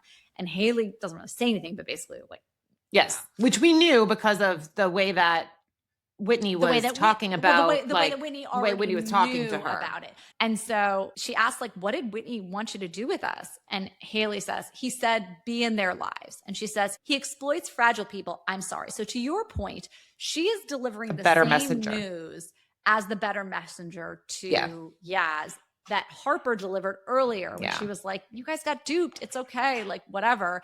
She's giving it. And so Yaz just looks totally defeated at this point because now like it's absolutely incontrovertible evidence that she was played the fool. So she says, what do you want from me? And Haley says, Yaz, listen, this is what I know. I've used every inch of my body clawing my way to every fucking cent. Only God can judge me and he doesn't exist. I'm done fucking clawing. Access. Access is what really makes you rich. And Yaz says, what does that mean to you exactly? Some good tables, tickets to Wimbledon, Chiltern burned down? I had to look this up. Did you know the Chiltern reference? No. So I guess I was like Saltburn. I was like, I don't know. I guess the Chiltern Firehouse is a hyper-exclusive hotel and restaurant in Marylebone that for the past decade plus has functioned as a gatekeeping hub for political insiders, financiers, celebrities, fixers, and power brokers. Well, and I will add, I did think it was interesting that Haley said, only God can judge me and he doesn't exist. After the Kierkegaard thing, we have seen that religiosity be brought in. And then now you have Haley, but I actually do think it's consistent with the young generation seems to be less religious overall, but it was an interesting 180 where they were getting inspiration from some Bible verses. And then now it's just like, God doesn't exist. Well, So. it doesn't exist to Haley, right? Haley Yes. exists in the corporeal world. I don't think it's so much about her age necessarily. I think it's about her Americanism and who she is and what she has done to get by. And that's how she lives with herself. So Haley says, I want to meet people. I want to have what you have. And I think this is interesting too, going back to what you said earlier about Yaz and Harper, that I think they each want what each other has. And so hearing this from someone else as like a complete outsider who's coming up, who sees Yaz and wants what she has. And Yaz says, I don't trust you. And Haley says, no, but I think you understand me. And Yaz considers this and she asks, do you understand me? And Haley says, in any way you ask. Yeah. Now, I took this as sexual actually, because she's sort of like looking at her mouth, like, and who knows? I mean, if that's purposeful or whatever, definitely part of it could have been just like a friendship, because Harper has now almost like abandoned her. So she would kind of have to go back tail between her legs to go to Harper and be like, which I still hope that she does. But I mean, Yaz does turn like crazy sexual and stuff, like when she feels like she's not in power, and she is now definitely not in power. So I don't know. That was kind of my interesting. I just took this to mean like, I'm your ally now. Whatever you need from me that you need me to do, I'm happy to do it. I no longer work for Whitney. I'm your ally, effectively, is just how I took it. But she does, to your point, like Yasmin does reach across and like touch her arm and move her hand down her arm and eventually holds her hand. Yeah. So Harper comes home to the Stern Tower. This next scene, sorry, I literally was crying in this next scene. Were you? Yes. So she's got her two little lunches in hand. She's all chipper. She sees Eric and she say, hey, really pin that motherfucker today. Can I be honest? All the things I thought I knew about you, I just didn't think you had it in you, but you did it. It was great. I was wrong. And so Harper has now become the person we always wanted her to be in this one moment. She's thanking Eric. She's recognizing his greatness. She's admitting she was wrong. We have never heard Harper admit she was wrong. But I will say, I don't know why she thought that like he wouldn't be able to do this. He has been able to give these big speeches his whole career. That's what he does. We go back to the Don Draper thing of the Mad Men, of the marketing. That's what sales is. Like, so he's been doing this sales job for his whole career. We saw him give that huge speech she wasn't there, but like at Pierpoint in the last season. He is good at creating a narrative and selling people on whatever it is. So I was surprised that she's like, I was so shocked that you had this in you. I think the reverse could be said, because Harper has like a history of having panic attacks and like fumbling the ball a little bit when the stakes are high. But it was such a strange thing, in my opinion, for her to be like, I didn't think you could do it. I think what she didn't know that he'd be able to do was basically be this suicide bomber.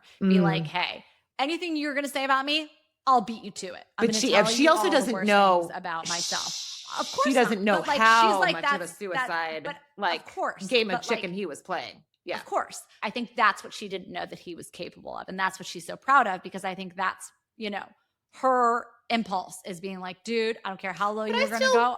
I can go lower if need be.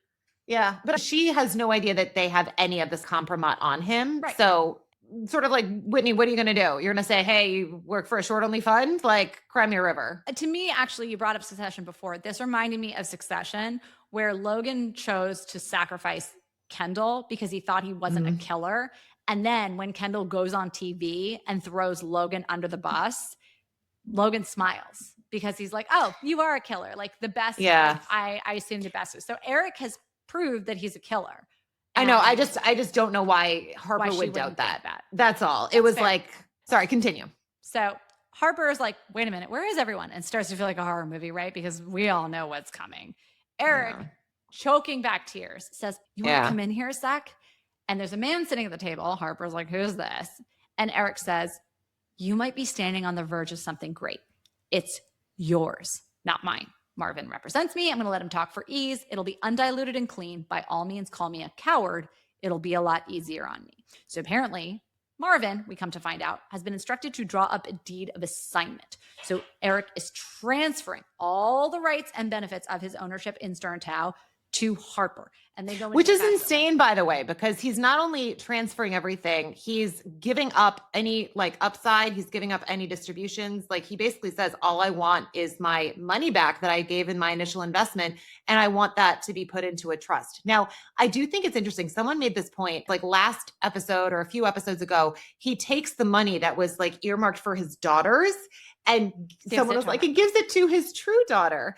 And I mean, the thing is that at the end of the day, the money that he could make from this, which by the way, he should be entitled to, he put up like all of the risk capital and like went out and fundraised and all that stuff.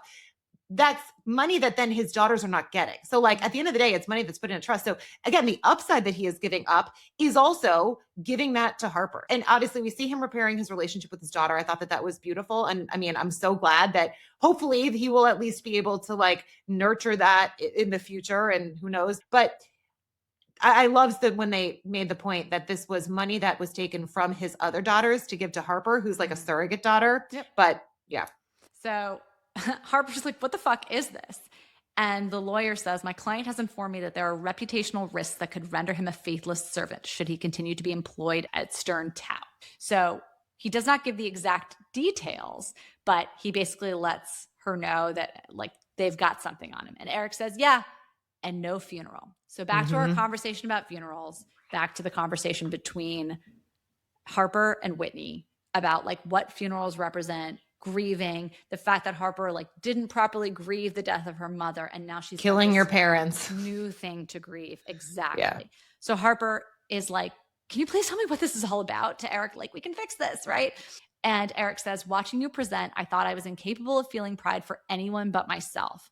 I'm really glad you've proven me wrong. He's choking back tears. Kristen's crying at this point. And it was again, because like, this is the thing. I said this like so many times that it's like, when we talk about Endgame, right? It's Harper and Yaz, but for me, it's always been Eric and Harper. Like literally episode 1 opens with Eric interviewing Harper, and they just have had this amazing connection from the start. Yes, Yaz and Harper have had this like beautiful friendship, but the way that Eric hired this girl, took her under his wing, and I mean, literally, like, I mean, hate the fact that she didn't go to college, but like was always willing, like he loves her as like the daughter that he's hopefully now going to have with his like real daughter. But I just like, again, like they are my two. And also it doesn't hurt that, I mean, Eric has always been my favorite character. Yes, absolutely. So he won't tell her what it is. He says, I don't want you to remember me that way. She marches over to the desk, chokes back tears, then signs. Then as she stands up, she basically like clears her face, walks over to him, and furiously whispers while she's pointing in his face, I will always remember you like this.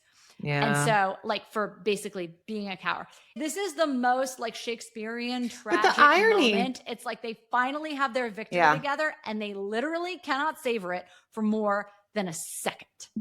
I mean, the irony is that he wasn't a coward. He had just some of the worst like compromise on him, and he still went out and he did that knowing that they could freaking release that at any time. So he was as brave as they come, and he is sacrificing himself for her. So it's the least cowardly thing I think that he could do. My concern about this is back to the point with like Harper having questionable ethics. I think that this is unfortunately clearing the way for something possibly bad to happen, but B, possibly clearing the way. You know, I earlier said there is now a Eric-shaped hole in her life in this fund. And I wonder if the other, I mean, again, it wasn't even a father figure, but like the other man in her life. No, 100%. Jesse Bloom was Jesse like Bloom. Such an important figure in season 2. Again, I was shocked that they wrote him off because they did such a good job with that relationship.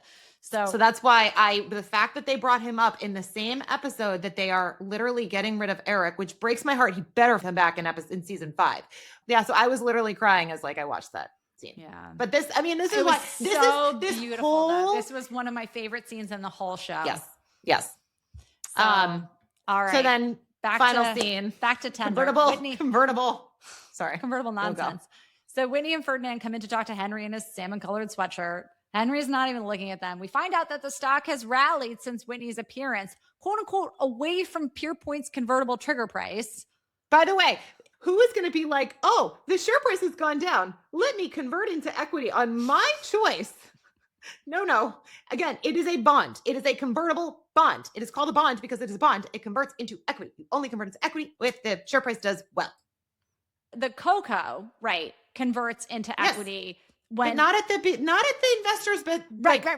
It's when the stock is in distress. So again, they have all the pieces here, right? Yes. Again, it was we're going to need cash because they're going to put this bond back to us because their call option is right. Yeah. So we're going to need cash. That was the problem they said at the beginning. No, those are the stakes of a putable bond. Now they're saying we've gone away from the low strike of a cocoa, which is a real thing as the share price drops because you're in a liquidity crunch. You need that tier 1 capital. So it's going to convert into equity. But again, not because Pierpoint wants it to. So like it doesn't. Again, and I want to be very clear. We've said this before. I don't want to sound like these pretentious, obnoxious assholes for talking about this. This makes us happy that we get to talk about this. They do so much correct and everything great. So it's like when there is these few little threads that we can pull on that we can use as like a teachable moment, but also we could talk about, like, it makes us very excited. Well, also I see on social media endlessly everyone being like me pretending I understand what's going on in industry and all these people who don't understand it. If you do understand what's going on,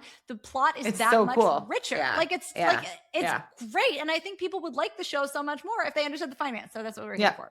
Yeah. So anyways, Henry lets Whitney know that he fired Jacob.